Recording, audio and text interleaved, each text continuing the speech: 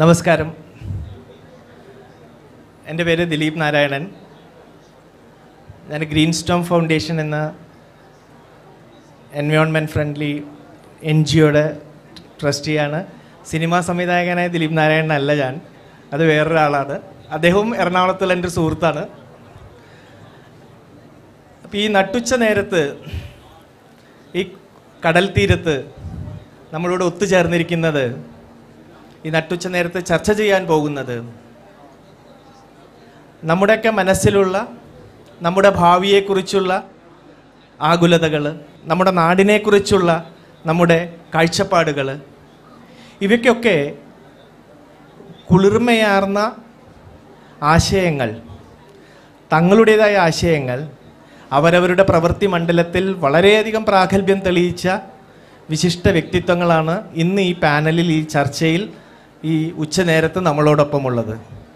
അവരുടെ ആശയങ്ങൾ, ഈ ഉച്ചനേരത്തുള്ള ഈ ആശയങ്ങൾ നമുക്ക് തണലേകുമെന്നും നമ്മുടെ ഭാവിക്ക് പ്രതീക്ഷയേകുമെന്നും പ്രത്യാശിച്ചുകൊണ്ട് ഈ സമ്പന്നമായ സദസ്സിനെ ഞാൻ ഈ ചർച്ചയിലേക്ക് സ്വാഗതം ചെയ്യുന്നു. ഇന്നത്തെ ചർച്ച ഈ ചർച്ചയെക്കുറിച്ച് ആലോചിക്കുമ്പോൾ രണ്ട് കാര്യങ്ങളാണ്, രണ്ട് പദങ്ങളാണ്, രണ്ട് വാക്കുകളാണ് എൻ്റെ മനസ്സിലേക്ക് വരുന്നത്. രണ്ടും നമ്മൾ ഇവിടെ കൂടിയിരിക്കുന്ന എല്ലാവർക്കും വളരെ പ്രിയപ്പെട്ടതാണ്, വളരെ ലളിതമായ രണ്ട് പദങ്ങളാണ്. ഒന്ന്, നമ്മളേവരെയും നമുക്കെന്തും അളവറ്റ രീതിയിൽ കനിഞ്ഞു നൽകി അനുഗ്രഹിക്കുന്ന, തരുന്ന, തിരിച്ചൊന്നും പ്രതീക്ഷിക്കാതെ നമ്മളെ സ്നേഹിക്കുന്ന നമ്മുടെ പ്രിയപ്പെട്ട അമ്മ എന്നുള്ള രണ്ടക്ഷരം. അമ്മമാർ അതുപോലെ തന്നെയാണ് മനുഷ്യരാശിക്ക് തങ്ങളുടെ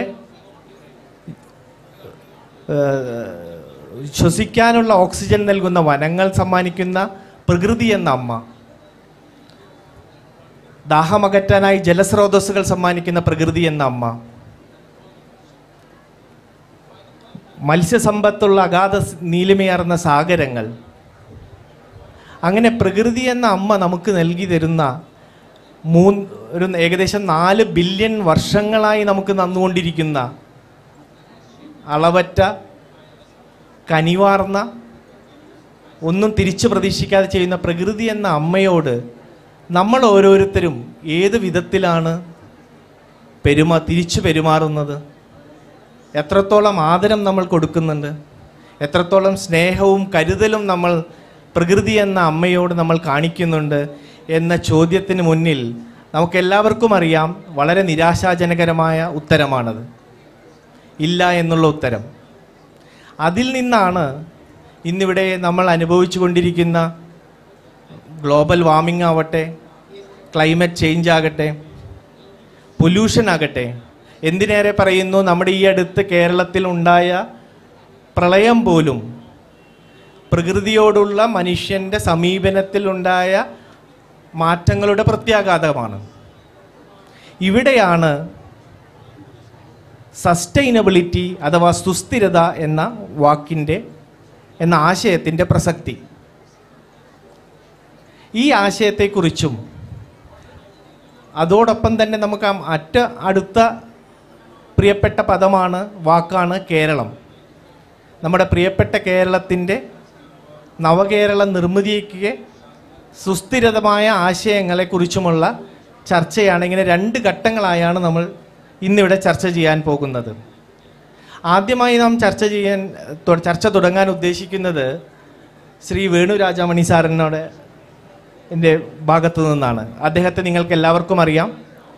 നെതർലാൻഡ്സിൻ്റെ ഇന്ത്യൻ അംബാസഡറാണ്, നെതർലാൻഡ്സിലെ എഴുത്തുകാരനാണ്, ഒരു ജേർണലിസ്റ്റായി തൻ്റെ കരിയർ മണ്ഡലം തുടങ്ങിയ ആളാണ്.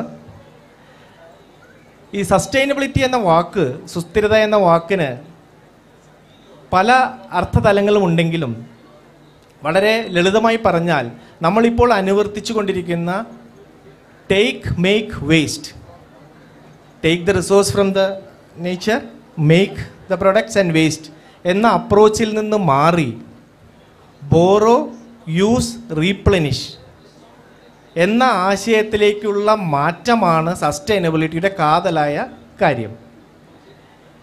ഈ സസ്റ്റൈനബിൾ ഡെവലപ്മെൻറ്റ് എന്ന പദത്തിൻ്റെ അർത്ഥം തന്നെ ഉദ്ദേശിക്കുന്നത് വരും തലമുറകൾക്ക് ആവശ്യമായ കാര്യങ്ങൾ ഇന്നിൻ്റെ ആവശ്യങ്ങൾ തടസ്സമാവാത്ത വിധത്തിൽ നടപ്പിലാക്കുന്ന ഡെവലപ്മെൻറ്റാണ്. ഈ പശ്ചാത്തലത്തിൽ ആഗോളതലത്തിൽ യാത്രകൾ നടത്തുകയും പോളിസി മേക്കിങ്ങിൽ പങ്കാളികളാവുകയും ചർച്ചകൾ നടത്തുകയും ചെയ്തിട്ടുള്ള, മാത്രമല്ല നെതർലാൻഡ്സ് പോലെ സസ്റ്റൈനബിൾ ഡെവലപ്മെൻറ്റ് ഫ്രണ്ട്ലി ആയ ഒരു രാജ്യത്തെ പ്രതിനിധീകരിക്കുകയും ചെയ്തിട്ടുള്ള ശ്രീ വേണു രാജമണി സാറിൻ്റെ കാഴ്ചപ്പാടുകൾ, സസ്റ്റൈനബിൾ ഡെവലപ്മെൻറ്റ് എന്ന ആശയത്തെക്കുറിച്ചുള്ള ഹോളിസ്റ്റിക് ആയുള്ള കാഴ്ചപ്പാടുകൾ അറിയാൻ ആഗ്രഹിക്കും. Thank you Dileep. നമസ്കാരം എല്ലാവർക്കും.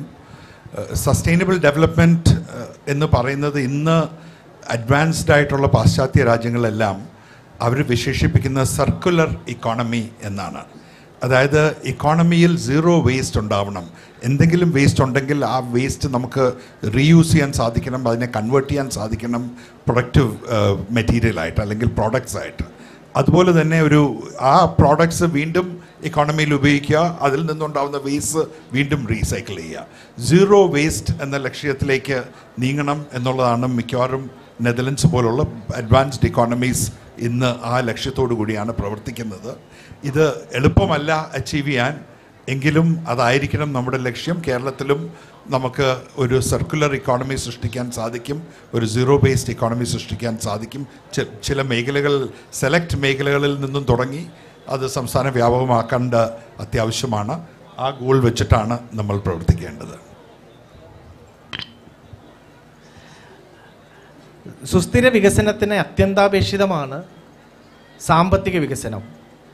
സാമ്പത്തിക വികസനത്തിൻ്റെ എങ്ങനെ സസ്റ്റൈനബിൾ ആവാം എന്നുള്ളതാണ് നമ്മുടെ ചർച്ചയുടെ കാതൽ തന്നെ. ഒരു സംരംഭം തുടങ്ങുകയും അത് സ്വോദ്ദേശമാവുകയും ഉത്തരവാദിത്വബോധത്തോടെ പ്രവർത്തിക്കുകയും അതേസമയം വളരെ വിജയിക്കുകയും ചെയ്ത ഒരു സംരംഭകനാണ് അസറ്റ് ഹോംസിൻ്റെ മാനേജിംഗ് ഡയറക്ടർ ശ്രീ സുനിൽ കുമാർ. അദ്ദേഹത്തോട് എനിക്ക് ഈ ചർച്ചയിൽ ചോദിക്കാനുള്ളത്, സംരംഭകത്വം, അതായത് വ്യക്തികേന്ദ്രീകൃതമായ സംരംഭകത്വം, സസ്റ്റൈനബിൾ ഡെവലപ്മെൻറ്റ് എന്ന ആശയത്തെ എങ്ങനെ കാണുന്നു സംരംഭകർ, പ്രത്യേകിച്ച് കേരളത്തിലെ സംരംഭകർ?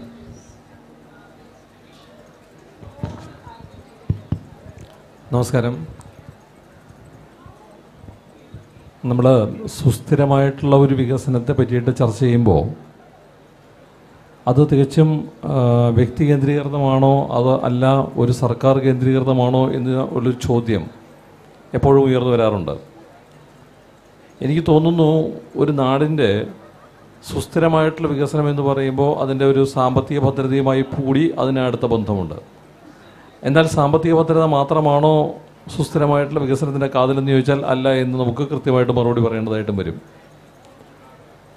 എനിക്ക് തോന്നുന്നത് ഒരു സമൂഹത്തിൽ വ്യക്തികേന്ദ്രീകൃതമായിട്ടുള്ള പ്രവർത്തനങ്ങൾ ആ സമൂഹത്തിൻ്റെ സുസ്ഥിരമായിട്ടുള്ള പുരോഗതിക്ക് വേണ്ടിയിട്ട് ഉതകുന്ന രീതിയിൽ മുന്നോട്ടേക്ക് പോകുമ്പോൾ അവിടെ വളരെ പ്രധാനപ്പെട്ട ഒരു റോൾ വഹിക്കാനുള്ളത് വ്യക്തികൾക്ക് തന്നെയാണ്.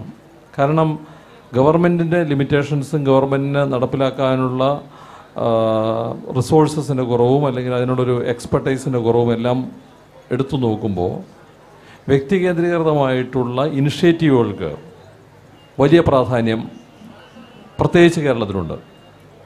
വ്യക്തികേന്ദ്രീകൃതമായിട്ടുള്ള ഇനിഷ്യേറ്റീവുകൾക്കുള്ള കുറവ് എന്ന് പറയുമ്പോൾ സമൂഹം വ്യക്തികളെ എങ്ങനെ നോക്കിക്കാണുന്നു എന്നുള്ളൊരു ചോദ്യം കൂടി അവിടെ ഉയർന്നു വരുന്നുണ്ട്.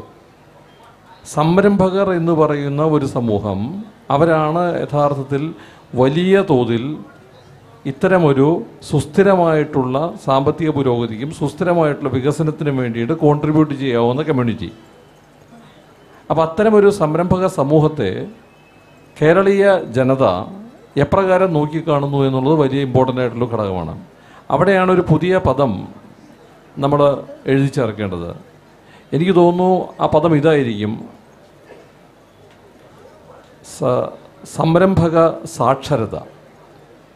സംരംഭക സാക്ഷരത എന്ന പദത്തിലൂടെ ഞാൻ മനസ്സിലാക്കുന്നത് എപ്രകാരമാണ് ഒരു സംരംഭം തുടങ്ങേണ്ടത്, എപ്രകാരമാണ് സുസ്ഥിരമായിട്ട് ആ സംരംഭത്തെ മുന്നോട്ടേക്ക് കൊണ്ടുപോകേണ്ടത്, എപ്രകാരമാണ് സുസ്ഥിരമായിട്ട് സമൂഹത്തിൻ്റെ വികസനത്തിന് അതിനെ പങ്കാളിയാക്കുന്നത് എന്ന് പൊതുസമൂഹം തിരിച്ചറിയുന്ന ഒരു സാക്ഷരത കേരളത്തിൽ അനിവാര്യമാണ്. കാരണം കേരളീയ സമൂഹം സംരംഭകരെ നോക്കിക്കാണുന്ന രീതി എനിക്ക് തോന്നുന്നു കാലാകാലങ്ങളായിട്ട് വളരെ പെസിമിസ്റ്റിക് ആയിട്ടുള്ള അല്ലെങ്കിൽ നെഗറ്റീവായിട്ടുള്ള അല്ലെങ്കിൽ ഉത്തരവാദിത്ത ബോധമില്ലാത്ത രീതിയിലാണ് എന്ന് പലപ്പോഴും പറയേണ്ടി വരാറുണ്ട്. കാരണം നമ്മുടെ പഴയകാല ചരിത്രം പരിശോധിച്ചാൽ നമ്മുടെ തകഴിയുടെ കയറ് വായിച്ചാലും വൈക്കം മുഹമ്മദ് ബഷീറിൻ്റെ നോവലുകൾ വായിച്ചാലും എല്ലാം നമുക്ക് മനസ്സിലാവുന്നത് സാമ്പത്തികമായിട്ട് ഒരു ഉന്നമനം ഉണ്ടാവുന്നതിന് അല്ലെങ്കിൽ സുസ്ഥിരമായിട്ടുള്ള വികസനം ഉണ്ടാകുന്നതിന് എതിരായി നിൽക്കുന്ന മനോഭാവമുള്ള ഒരു ജനത കേരളത്തിലുണ്ടോ എന്ന് നമ്മൾ സംശയിക്കാറുണ്ട്. പക്ഷേ ഒരു സാക്ഷരതയിലൂടെ ഇത് ഈ സമൂഹത്തിൻ്റെ സുസ്ഥിരമായിട്ടുള്ള വികസനത്തിന് ആവശ്യമാണ് എന്നുള്ളൊരു സാക്ഷരതാബോധം പൊതുജന സമൂഹത്തിലേക്ക് എത്തിക്കേണ്ട ഒരു വലിയ ഉത്തരവാദിത്തം ഇന്നത്തെ യുവതലമുറയ്ക്കുണ്ട്. ആ ഒരു ഉദ്ദേശ ലക്ഷ്യത്തോടു കൂടി നമ്മൾ മുന്നോട്ടേക്ക് പോവുകയാണ് എന്നുണ്ടെങ്കിൽ വളരെ സാക്ഷരരായിട്ടുള്ള എന്താണ് സംരംഭകത്തിൻ്റെ ആവശ്യമെന്ന് തിരിച്ചറിയുന്ന ഒരു ജനത കേരളത്തിലുണ്ടാവുകയും അവരുടെ പിന്തുണയോട് കൂടിയിട്ട് തികച്ചും സുസ്ഥിരമായിട്ടുള്ള പ്രവർത്തനങ്ങളിലൂടെ സമൂഹത്തെ മുന്നോട്ടേക്ക് കൊണ്ടുപോകുന്നതിന് സംരംഭകർക്ക് സാധിക്കുകയും ചെയ്യും. എനിക്ക് തോന്നുന്നു അത്തരമൊരു എൻവയൺമെൻറ്റ്, അത്തരമൊരു അന്തരീക്ഷം ക്രിയേറ്റ് ചെയ്യേണ്ടതിൻ്റെ പ്രധാനപ്പെട്ട ഉത്തരവാദിത്തം ജനസാമാന്യത്തിനുണ്ട് എന്ന് എനിക്ക് തോന്നുന്നു. Thank you Sunil. ഗവൺമെൻറ്റിനും റെഗുലേറ്ററി ബോഡീസിനും സസ്റ്റൈനബിൾ ഡെവലപ്മെൻറ്റിൽ വലിയൊരു പങ്ക് വഹിക്കാനുണ്ട്. ഇന്ന് നമ്മളോടൊപ്പം ഉള്ളത് റീജിയണൽ ടൗൺ പ്ലാനർ. ഇങ്ങനത്തെ കാര്യങ്ങളിൽ അർബൻ ഡെവലപ്മെൻ്റ് കാര്യത്തിലൊക്കെ ഗവൺമെൻറ് സൈഡിൽ നിന്നുള്ള അവസാന വാക്കായ ശ്രീ അബ്ദുൾ മാലിക്കാണ്. റെഗുലേറ്ററി ബോഡീസിൻ്റെയും ഗവൺമെൻറ്റിൻ്റെയും സമീപനം എന്താണ് സസ്റ്റൈനബിൾ ഡെവലപ്മെൻറ്റിനെ കുറിച്ച്? നമസ്കാരം. നമ്മൾ ഈ കഴിഞ്ഞ ഫ്ലഡ് അല്ലെങ്കിൽ ഡിസാസ്റ്ററിൻ്റെ അടിസ്ഥാനത്തിൽ നമ്മുടെ ഒരു ഡയറക്റ്റ് എക്സ്പീരിയൻസ് തന്നെ ഇമ്മീഡിയറ്റ്ലി ആഫ്റ്റർ ദ ഫ്ലഡ് ഇപ്പോൾ കോഴിക്കോട്, മലപ്പുറം, വയനാട് ജില്ലകളിൽ നമ്മളൊരു വളരെ ഡീറ്റെയിൽ ആയിട്ടുള്ള ഇന്ത്യൻ ഇൻസ്റ്റിറ്റ്യൂട്ട് ഓഫ് ആർക്കിടെക്ട്സും ടൗൺ പ്ലാൻ ഡിപ്പാർട്ട്മെൻറ്റും കൂടെ ചേർന്ന് ഡിസ്ട്രിക്ട് അഡ്മിനിസ്ട്രേഷനും കൂടെ ചേർന്ന് വളരെ വിശദമായ ഒരു പഠനം എന്താണ് സംഭവിച്ചതെന്നതിനെ പറ്റിയും എന്താണ് ഇമ്പാക്റ്റ് എന്നതിനെ പറ്റിയും നടത്തി.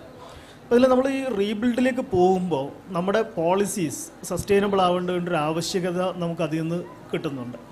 ഒരു ഗ്ലെയറിംഗ് ആയിട്ടുള്ളൊരു ഡാറ്റ അതിൽ നിന്ന് വന്നത് നമ്മുടെ കേരളത്തിൽ, പ്രത്യേകിച്ച് കേരളത്തിൽ ഈ നെൽവയലുകൾ നികത്തുന്ന ഒരു പ്രോസസ്സ് അതതിൻ്റെ ഏറ്റവും കറപ്റ്റഡ്, ഏറ്റവും മോശമായ ഒരു അവസ്ഥയിൽ നടന്നത് ലേറ്റ് 90s ഏർലി 2000 അപ്പോൾ ഈ 2008 പാഡി ആൻഡ് വെറ്റ്ലാൻഡ് ആക്ട് നിലവിൽ വരുന്നതിന് തൊട്ട് മുമ്പ് വരെയുള്ള ആ ഒരു 10-15 വർഷത്തെ പീരീഡിലാണ് ഏറ്റവും മോശമായ രീതിയിൽ ഈ നിലം കൺവേർട്ട് ചെയ്യുന്ന ഒരു പ്രോസസ്സ് നടന്നിട്ടുള്ളത്. നമ്മുടെ ഈ പോസ്റ്റ് ഫ്ലഡ് ഡാറ്റ അനലൈസ് ചെയ്താൽ നമുക്കറിയാൻ പറ്റും ഏറ്റവും കൂടുതൽ ഫിസിക്കൽ ഡാമേജ് വീടുകൾക്കുണ്ടായിട്ടുള്ളത് ആ പീരീഡിൽ പണിത വീടുകൾക്കാണ്. അതായത് 30-40 ഇയേഴ്സ് ഓൾഡ് കെട്ടിടങ്ങളിലേക്കാളും കൂടുതൽ ഡാമേജ് വന്നിരിക്കുന്നത് 20 വർഷം മുമ്പ് പണിത ബിൽഡിങ്ങുകൾക്കാണ്. അപ്പോൾ അതിൽ നമുക്ക് ശരിക്കും നമ്മൾ കേരളത്തിലെ പശ്ചാത്തലത്തിൽ നമുക്ക് ഒരു ലാൻഡ് റിഫോംസിൻ്റെ ഭൂപരിഷ്കരണത്തിൻ്റെ ഒരു ബാക്ക്ഗ്രൗണ്ട് അല്ലെങ്കിൽ ഒരു ഹിസ്റ്ററി നമുക്കുണ്ട്, നല്ലൊരു ഹിസ്റ്ററി നമുക്കുണ്ട്.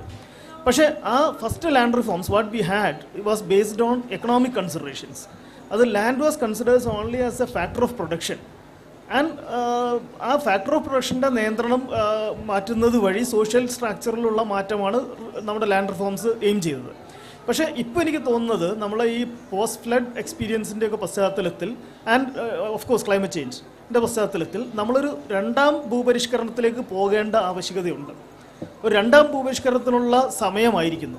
അപ്പോൾ ഇതിൽ നമ്മൾ focus on land should be as A natural resource rather than as A capital for production, as a factor of production. അപ്പോൾ അങ്ങനെ ലാൻഡിനെ കോംപ്രഹെൻസീവായി കണ്ടുകൊണ്ട് ഉള്ള ഒരു ഭൂപരിഷ്കരണം എന്ന് പറയുമ്പോൾ നമ്മുടെ ഒന്നാം ഭൂപരിഷ്കരണം സത്യത്തിൽ പറഞ്ഞാൽ വളരെ സിമ്പിളായിട്ടുള്ള ഒരു പ്രോസസ്സായിരുന്നു. കാരണം there was only one element, only on the economic element. So with one law we could do that. പക്ഷേ ഇതിൽ നമ്മൾ നാച്ചുറൽ റിസോഴ്സ് എന്ന രീതിയിൽ ഒരു കോംപ്രഹെൻസീവായിട്ട് ലാൻഡിനെ കണ്ട് ഇതിനോട് നമ്മൾ അപ്രോച്ച് ചെയ്യുമ്പോൾ will need a catena of various legislations touching upon various factors of life. അപ്പോൾ അത് കോംപ്രഹെൻസീവായിട്ടുള്ള ഒരു ലാൻഡ് യൂസ് പോളിസിയിലേക്കും ഒരു രണ്ടാം ഭൂപരിഷ്കരണത്തിലേക്കും പോകുന്നതിന് ഇപ്പോൾ കളം ഒരുങ്ങിയിരിക്കുന്നു, അല്ലെങ്കിൽ അതിനുള്ള ഒരു എക്സ്പീരിയൻസ് അല്ലെങ്കിൽ ഒരു കണ്ണുറപ്പിക്കുന്ന ഒരു അനുഭവം നമുക്ക് ഉണ്ടായിരിക്കുന്നു എന്നാണ് എൻ്റെ അഭിപ്രായം. സസ്റ്റൈനബിൾ ഡിസൈൻ്റെ ഡെവലപ്മെൻറ്റിൻ്റെ പ്രാക്ടീസ് ചെയ്യുന്ന ഒരു പ്രാക്ടീഷണറാണ് ശ്രീ ആർക്കിടെക്ട് വിവേക്. കോഴിക്കോട് ആസ്ഥാനമായ ഡി എർത്ത് എന്നുള്ള ആർക്കിടെക്ചറൽ ഫേമിലെ ആർക്കിടെക്റ്റാണ്. So how when in practical terms when you think about sustainable development models, What is your take on it? Thank you Dileep. നമസ്കാരം. ഈ കേരളത്തെ തകർത്ത മഹാപ്രളയ സമയത്ത് മാലിക് സാർ പറഞ്ഞ പോലെ ഇന്ത്യൻ ഇൻസ്റ്റിറ്റ്യൂട്ട് ഓഫ് ആർക്കിടെക്ട്സും ടൗൺ പ്ലാനിംഗ് ഡിപ്പാർട്ട്മെൻറ്റും ചേർന്ന് ഒരു 10-30,000 മാൻ ഡേയ്സ്, 1000-ഓളം ആൾക്കാർ വർക്ക് ചെയ്ത് ഒരു 15,000-ഓളം വീടുകൾ സഞ്ചരിച്ച് കോഴിക്കോട്, മലപ്പുറം, വയനാട് 3 ജില്ലകൾക്കായി ഒരു ഇമ്പാക്ട് സ്റ്റഡി നടത്തി. അതിൻ്റെ കോർഡിനേറ്റർ എന്നുള്ളത് ഒരു എക്സ്പീരിയൻസാണ് എനിക്ക് ഈ റീബിൽഡ് ചർച്ചയിലുള്ളത്. പക്ഷേ ഈ റീബിൽഡ് ചർച്ചയുടെ ഭാഗമായി സസ്റ്റൈനബിലിറ്റി അല്ലെങ്കിൽ സുസ്ഥിരമായി വികസിപ്പിക്കുമ്പോൾ സാംസ്കാരികമായി നമുക്ക് എന്തൊക്കെ നോക്കാനുണ്ട് എന്നാണ് പറയണമെന്നുള്ളതാണ് മോഡറേറ്റർ ഇപ്പം എനിക്ക് തന്ന ദൗത്യം. അതിൽ 3 കാര്യങ്ങൾ എനിക്ക് മുന്നോട്ട് വയ്ക്കാനുണ്ട്. ഒന്ന്, നമുക്ക് നഷ്ടപ്പെട്ട ഒരു സുവർണാവസരം, A golden opportunity that we missed already. 2, നമ്മൾ മാറ്റേണ്ട ചില സംസ്കാരങ്ങളെ പറ്റി. 3, ചില ഓർമ്മപ്പെടുത്തുകൾ. ഈ നഷ്ടപ്പെട്ട സുവർണാവസരം എന്ന് പറയുമ്പോൾ 100ഓളം വർഷങ്ങൾക്ക് ശേഷമാണ് നമുക്ക് ഇത്രയും വലിയൊരു പ്രളയം വന്നത്. അപ്പം ഒരു ദുരന്തം എന്ന് പറയുന്നത് ഒരേ സമയത്ത് ഒരു അവസരം കൂടിയാണ്. അതായത് കാര്യമായ പ്രശ്നങ്ങളൊന്നും ഇല്ലാതെ രാഷ്ട്രീയം പറഞ്ഞ് മടിച്ച് സുഖിച്ച് താമസിച്ചുകൊണ്ടിരുന്ന ഒരു ജനതയ്ക്ക് അവരുടെ ശക്തി എന്താണെന്ന് മനസ്സിലാക്കി കൊടുക്കുകയായിരുന്നു പ്രളയം. ആ സോഷ്യൽ ഇക്വിറ്റിയെ പറ്റിയിട്ടാണ്, ആ സോഷ്യൽ സ്ട്രെങ്ത്തിനെ പറ്റിയിട്ടാണ് ഇപ്പം വേണു സാറും കുര്യൻ സാറും ശിവശങ്കർ സാറും ഒക്കെ അവിടെ സംസാരിച്ചത്. അപ്പം കേരളം കണ്ട റെസ്ക്യൂ ഓപ്പറേഷൻസ് അവർ പറഞ്ഞു അത് ലോകത്തിന് തന്നെ മാതൃകയായിരുന്നു. അതായത് ഒരു ഗവൺമെൻറ് ഇൻസ്റ്റിറ്റ്യൂഷൻസിലൂടെ മാത്രം നിൽക്കാതെ അത് സോഷ്യൽ മീഡിയയിലൂടെ വളർന്ന് യുവാക്കളിലൂടെ വളർന്ന് ആരുടെയും നിർദ്ദേശങ്ങൾക്ക് കാത്തു നിൽക്കാതെ യുവാക്കളും നാട്ടിലെ മുതിർന്നവരും പല പല കൂട്ടായ്മകളായി, ഞാൻ അടക്കമുള്ള കോഴിക്കോടുള്ള ആർക്കിടെക്ട്സ് അടക്കം പല കൂട്ടായ്മകളായി റെസ്ക്യൂ ഓപ്പറേഷൻസിൽ പങ്കെടുത്തു. മത്സ്യത്തൊഴിലാളികൾ മുതൽ IT ഫേമിൻ്റെ ചീഫ് വരെ ഒരേ മനസ്സോടെ ഒരേ ലക്ഷ്യത്തോടെ പങ്കെടുത്തു. അപ്പോൾ കണ്ടത് ഒരു കോർപ്പറേറ്റ് സിസ്റ്റത്തിന് പോലും ഇനി ഇമുലേറ്റ് ചെയ്യാൻ പറ്റാത്ത ഒരു സാധ്യതയാണ്. പക്ഷേ അത് റിസ്ക്കും റിലീഫും കഴിഞ്ഞ് 4 Rനെ പറ്റി അവിടെ പറഞ്ഞു. Risk, relief, rehabilitation, rebuilding. റിസ്ക്കും റിലീഫും കഴിഞ്ഞ് റീഹാബിലിറ്റേഷനിലും റീബിൽഡിലേക്കും എത്തിയപ്പോൾ ഈ കൂട്ടായ്മ നമ്മളെല്ലാവരും മറന്നു, ജനങ്ങളും മറന്നു, സത്യത്തിൽ ഗവൺമെൻറ്റും മറന്നു.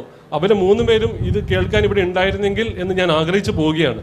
കാരണം കേരളത്തിൽ ഇന്ന് അവൈലബിൾ ആയ, ഇപ്പോൾ നെതർലാൻഡ്സിലിരിക്കുന്ന വേണു സാർ പോലെ നമ്മളുടെ മലയാളികളായ ഇന്ന് അവൈലബിൾ ആയിട്ടുള്ള ഒരു ടാലൻറ്റ് പൂൾ, ഒരു നോളജ് പൂൾ എത്രയാണ് എന്ന് നമുക്ക് നിർവചിക്കാൻ പോലും പറ്റില്ല. അപ്പോൾ ആ ഒരു ടാലൻറ്റ് പൂൾ, നമ്മളുടെ പ്രൊഫഷണലായ ടാലൻറ്റ് പൂളിനെയും നമ്മൾ ഈ പറയുന്ന റിസ്ക് ഓപ്പറേഷൻസിൽ പങ്കെടുത്ത ആൾക്കാരുടെ നാട്ടറിവുകളും കണ്ടറിവുകളും അതേപോലെ അവരുടെ ഒരു കൂട്ടായ്മയിലൂടെ അഭിപ്രായങ്ങളും സമാഹരിച്ച് ഒരു പഞ്ചായത്ത് തലത്തിൽ, വില്ലേജ് തലത്തിൽ, ജില്ലാ തലത്തിൽ സ്വരൂപിച്ച് അത് ഭൂമിക്കും പ്രകൃതിക്കും സംസ്കാരത്തിനും യാഥാർത്ഥ്യത്തിനും പറ്റുന്ന രീതിയിലുള്ള ഒരു റീബിൽഡ് പ്ലാൻ നമുക്ക് നിർമ്മിക്കാമായിരുന്നു. അതായത് ആ പോളിസീസ്, നേരത്തെ പറഞ്ഞ പോളിസീസ് തിരുവനന്തപുരത്തിൽ നിന്ന് കോഴിക്കോട്ടേക്ക് വരുന്നതിന് പകരം താമരശ്ശേരിയിൽ നിന്ന് കോഴിക്കോട്ടേക്കും കോഴിക്കോട്ടിൽ നിന്ന് തിരുവനന്തപുരത്തേക്കും പോകാമായിരുന്നു. അത് അവിടെ നിന്ന് ഒരു എക്സ്പേർട്ട് കമ്മിറ്റിക്ക് വെറ്റ് ചെയ്ത് അത് ഒരു ഇംപ്ലിമെൻറ്റേഷൻ സ്ട്രാറ്റജിയായി തിരിച്ചു വരാമായിരുന്നു. അതായത് ലോകത്തിന് തന്നെ മാതൃകയാക്കാവുന്ന ഒരു വികേന്ദ്രീകരണ വികസന മാതൃകയ്ക്കുള്ളൊരു സാധ്യത നമ്മുടെ റിസ്ക് ഓപ്പറേഷൻ സമയത്ത് ശക്തമായി ഈ സംസ്ഥാനത്ത് ഉണ്ടായിരുന്നു. അത് ഇപ്പോൾ KPMGയിൽ തുടങ്ങി, KPMG വന്ന ആ മൊമെൻ്റ് മുതൽ തുടങ്ങി ഇപ്പോൾ നടക്കുന്ന റീബിൽഡ് കേരള ഇനീഷ്യേറ്റീവ് എന്ന് പറയുന്നത് വീണ്ടും തിരുവനന്തപുരത്തിൽ നിന്നും മറ്റു ഇൻ്റർനാഷണൽ ഏജൻസീസ് അവർ നല്ല കാര്യങ്ങൾ ചെയ്യുന്നില്ല എന്നൊന്നും ഞാൻ പറയില്ല. പക്ഷെ അതേ സമയത്ത് അവിടുന്ന് തീരുമാനിച്ച് നമ്മളുടെ ജില്ലകളിലേക്കും വില്ലേജുകളിലേക്കും നൂലിൽ കെട്ടിയിറക്കുന്ന മറ്റൊരു വികസന മാതൃകയാവുമോ എന്നുള്ളൊരു ഭയം ഇപ്പോഴത്തെ രീതിയിൽ എനിക്കുണ്ട്. അതാണ് പോയിന്റ് 1. പോയിന്റ് 2 നമ്മളെ സാംസ്കാരികമായി നമുക്ക് വരുത്തേണ്ട ചിന്തകളെ പറ്റിയിട്ടാണ്. അതായത് മലയാളികൾ ഒരു പ്രത്യേക ജനസാണ്. പലരും പ്രോബബ്ലി പഠനവിധേയമാക്കിയിട്ടുണ്ടാവും ഈ മലയാളികളെ പറ്റി.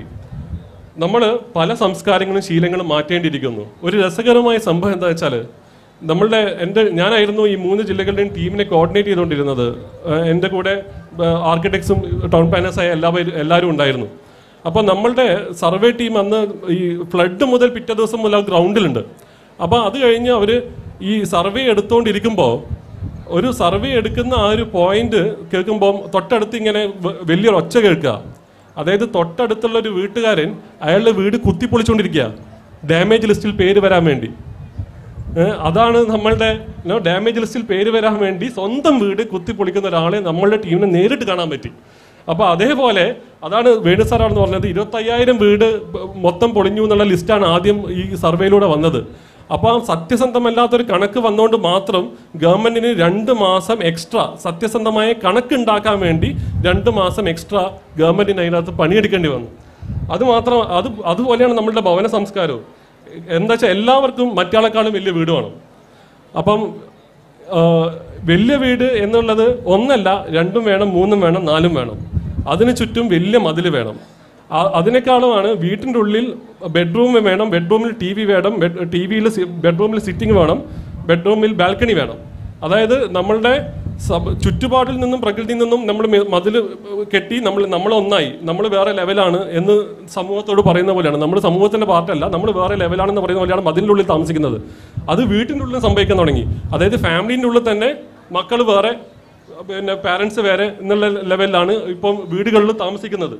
അപ്പം നമ്മൾ ആരൊക്കെയോ ആകാൻ ശ്രമിക്കുന്ന ഒരു സിറ്റുവേഷനാണ്. എവിടെ നിന്നൊക്കെയോ കണ്ടിട്ട്, ഗൾഫിലാണെങ്കിലും അമേരിക്കയിലാണെങ്കിലും യൂറോപ്പിലാണെങ്കിലും ഒക്കെ അത് കണ്ടിട്ട് അതുപോലെ ആകാൻ ആഗ്രഹിക്കുന്ന ഒരു മലയാളിയാണ് ഇപ്പോഴത്തെ ഭവന സംസ്കാരം. ഇവർ തന്നെയാണ് നമ്മളുടെ മേജർ ക്ലയൻസും. അപ്പോൾ അതാണ് സത്യാവസ്ഥ. പക്ഷേ ഞാൻ എൻ്റെ ഒരു ക്ലയൻറ്റിൻ്റെ അടുത്ത് ഈ കഴിഞ്ഞ ആഴ്ച 4 ദിവസം മുമ്പേ പോയപ്പോൾ അയാൾ മതിൽ കെട്ടിയിട്ടില്ല, അയാൾ ഗേറ്റ് വെച്ചിട്ടില്ല. അപ്പോൾ ചോദിച്ചു, വിവേകൻ നമുക്ക് ഗേറ്റ് വെക്കണോ, ഇങ്ങനെയാണോ ഭംഗി? ഞാൻ പറഞ്ഞു, എത്ര കാലത്തോളം മതിൽ കെട്ടാൻ പറ്റില്ലേ അത്രയും കാലത്തേക്ക് അങ്ങനെ വെക്കുക. കാരണം അത് കാണിക്കുന്നത് ഒരു നല്ല സമൂഹത്തിനെയാണ്. അതായത് നിങ്ങൾക്കൊരു സെക്യൂരിറ്റി സമൂഹം തരുന്നുണ്ടെങ്കിൽ നിങ്ങളുടെ സെക്യൂരിറ്റിക്ക് ഒരു ഗേറ്റിൻ്റെ ആവശ്യമില്ല. അപ്പം എത്ര കാലത്തോളം അങ്ങനെ വെക്കാൻ പറ്റുമോ അത്രയും കാലത്തേക്ക് വെക്കുക. ഈ വലിയ മതിലുകൾ തന്നെയാണ് നമ്മളുടെ രക്ഷാപ്രവർത്തന സമയത്ത് മത്സ്യ ബോട്ടുകൾക്ക് പോകാൻ പറ്റാത്തത്. ഈ വലിയ ഗേറ്റുകൾ കുടുങ്ങിയ വീടുകൾ തന്നെയാണ് മരണം അധികം സംഭവിച്ചത്. അപ്പം ഒരുപാട് ഭവന സംസ്കാരം ആ രീതിയിൽ നിന്ന് മാറി ഒരു കമ്മ്യൂണിറ്റി ഭവന സംസ്കാരത്തിലേക്ക്, ഒരു കമ്മ്യൂണിറ്റി റെസിലിയൻസിലേക്ക് നമ്മുടെ ഹൗസ് ഹോൾഡ് സംസ്കാരം മാറേണ്ടിയിരിക്കുന്നു. അപ്പോൾ ഒരു വലിയ വീട് എന്നത് ഒരു ഷെൽട്ടർ മാത്രമല്ല, ആ വീട് എന്നത് നമ്മുടെ സംസ്കാരത്തെ, നമ്മുടെ ചിന്തയെ, നമ്മുടെ അഭിമാനത്തെ, നമ്മുടെ സ്വഭാവത്തെ രൂപപ്പെടുത്തുന്ന ഒന്നാണ്. കാരണം നമ്മൾ ചെയ്ത ഒരുപാട് വീടുകളിലെ ഒരുപാട് ആളുകൾ ഇപ്പോൾ എൻ്റെ സഹോദരന്മാരെ പോലെയും ഒറ്റ സുഹൃത്തുക്കളെ പോലെയാണ്. അവർ വന്ന് പറയും അവരുടെ കുട്ടികളിലുണ്ടായ വ്യത്യാസം, അവരിലുണ്ടായ വ്യത്യാസം, പക്ഷികൾ ഉള്ളിലേക്ക് വരുമ്പോൾ ഉള്ള വ്യത്യാസം. അപ്പം അത് പ്രകൃതിയോട് അടുപ്പിക്കുന്ന, ആ സമൂഹത്തോട് അടുപ്പിക്കുന്ന ഒരു വലിയൊരു വ്യത്യാസമാണ്. അപ്പോൾ അതിനുള്ള ശക്തി തരുന്നത് ആ വീടാണ്. പക്ഷേ ഇന്നത്തെ രീതിയിൽ ഇപ്പോൾ വേണു സാർ അവിടെ നിന്ന് പറഞ്ഞത് 7,000 ആളുകൾ, 13,000 ആളുകളിൽ 7,000 ആളുകൾക്ക് 4 ലക്ഷം രൂപ കൊടുത്തു എന്നുള്ളതാണ്. അതായത് കണക്കുകളാണ് പ്രധാനം. എത്ര കോടി കൊടുത്തു, എത്ര നമ്പർ ഉണ്ടാക്കി, അത് എങ്ങനെ ഉണ്ടാക്കി, അതിൻ്റെ വാല്യൂ എന്താണ്, അതിൻ്റെ അന്തസത്യം എന്താണെന്നുള്ളത് ഡിസ്കഷൻ ഇല്ല. അതായത് കണക്കുകൾ. അപ്പം ഒരു ഡെവലപ്മെൻറ്റ് നടക്കുമ്പോൾ ഒരു പത്രത്തിൻ്റെ തലക്കെട്ട് വരുന്നത് ഇത്ര കോടിയുടെ വികസനം എന്ന് മാത്രമാണ്. ആ കോടികൾ കൊണ്ട് എന്ത് ചെയ്തു എന്നുള്ളത് ഒരു പോയിന്റ് അല്ല. ലാസ്റ്റ് ഒരു സാധനം ഉള്ളത് ഒരു ഓർമ്മപ്പെടുത്തലാണ്. ലൈക്ക് നവകേരളം മാറി നവോത്ഥാനമായി മാറാൻ നമുക്കൊരു മാസേ വേണ്ടി വന്നുള്ളൂ. അപ്പം അതിൽ നമ്മളെന്താ വെച്ചാൽ നമുക്ക് എപ്പോഴെങ്കിലുമൊക്കെ ദുരന്തം വരുന്നുള്ളൂ. ഈ എപ്പോഴും ദുരന്തം വരുന്ന ജപ്പാനെ പോലെയും ഇന്തോനേഷ്യനെയും കണ്ട് പഠിച്ചു കഴിഞ്ഞാൽ ഈ ഒരു ദുഃഖമൊക്കെ മാറും. കാരണം അവർ ജപ്പാനീസ് മിനിമലിസ്റ്റിക് എന്നൊക്കെ പറയുന്നത് അവർക്ക് ഇപ്പോൾ സ്വന്തമായി വീട് വേണ്ട, സ്വന്തമായി കാറ് വേണ്ട, സ്വന്തമായി ഡ്രസ്സ് പോലും വേണ്ട. കാരണം അതിജീവനവും അതിലൂടെ ഉണ്ടാകുന്ന സന്തോഷമാണ് അവരുടെ ജീവിതം. അപ്പം ഇതേപോലെ പ്രോബബ്ലി ദേശീയത നമുക്ക് വേണ്ടുവോളുള്ള സമയത്ത് നമ്മുടെ സിനിമാ തിയേറ്ററിൽ പിന്നെ നാഷണൽ അന്തം പറയുന്നതിന് പകരം ഇടയ്ക്കിടയ്ക്ക് പിന്നെ നമ്മുടെ ദുരന്തത്തിൻ്റെ ചിത്രങ്ങൾ വീണ്ടും വീണ്ടും കാണിക്കണം തോന്നും. അപ്പം നമുക്ക് മനസ്സിലാവും how fragile we are and how sensitive we should be. And അവിടെ നിന്ന് പ്രോബബ്ലി ആ ഒരു മനസ്സിലാക്കലിൽ നിന്ന് ഒരു പുതിയ സംസ്കാരം തുടങ്ങുമായിരിക്കുമെന്ന് നമുക്ക് പ്രത്യാശിക്കാം. Thank you Vivek. മറ്റൊരു ആർക്കിടെക്റ്റാണ്, യങ് ആർക്കിടെക്റ്റാണ് രാകേഷ്. വേണു സാറിൻ്റെ കൂടെ ഒരു ബുക്ക് എഴുതിയിട്ടുണ്ട്, അതിനെപ്പറ്റി ഞാൻ അടുത്ത് തന്നെ സംസാരിക്കാം.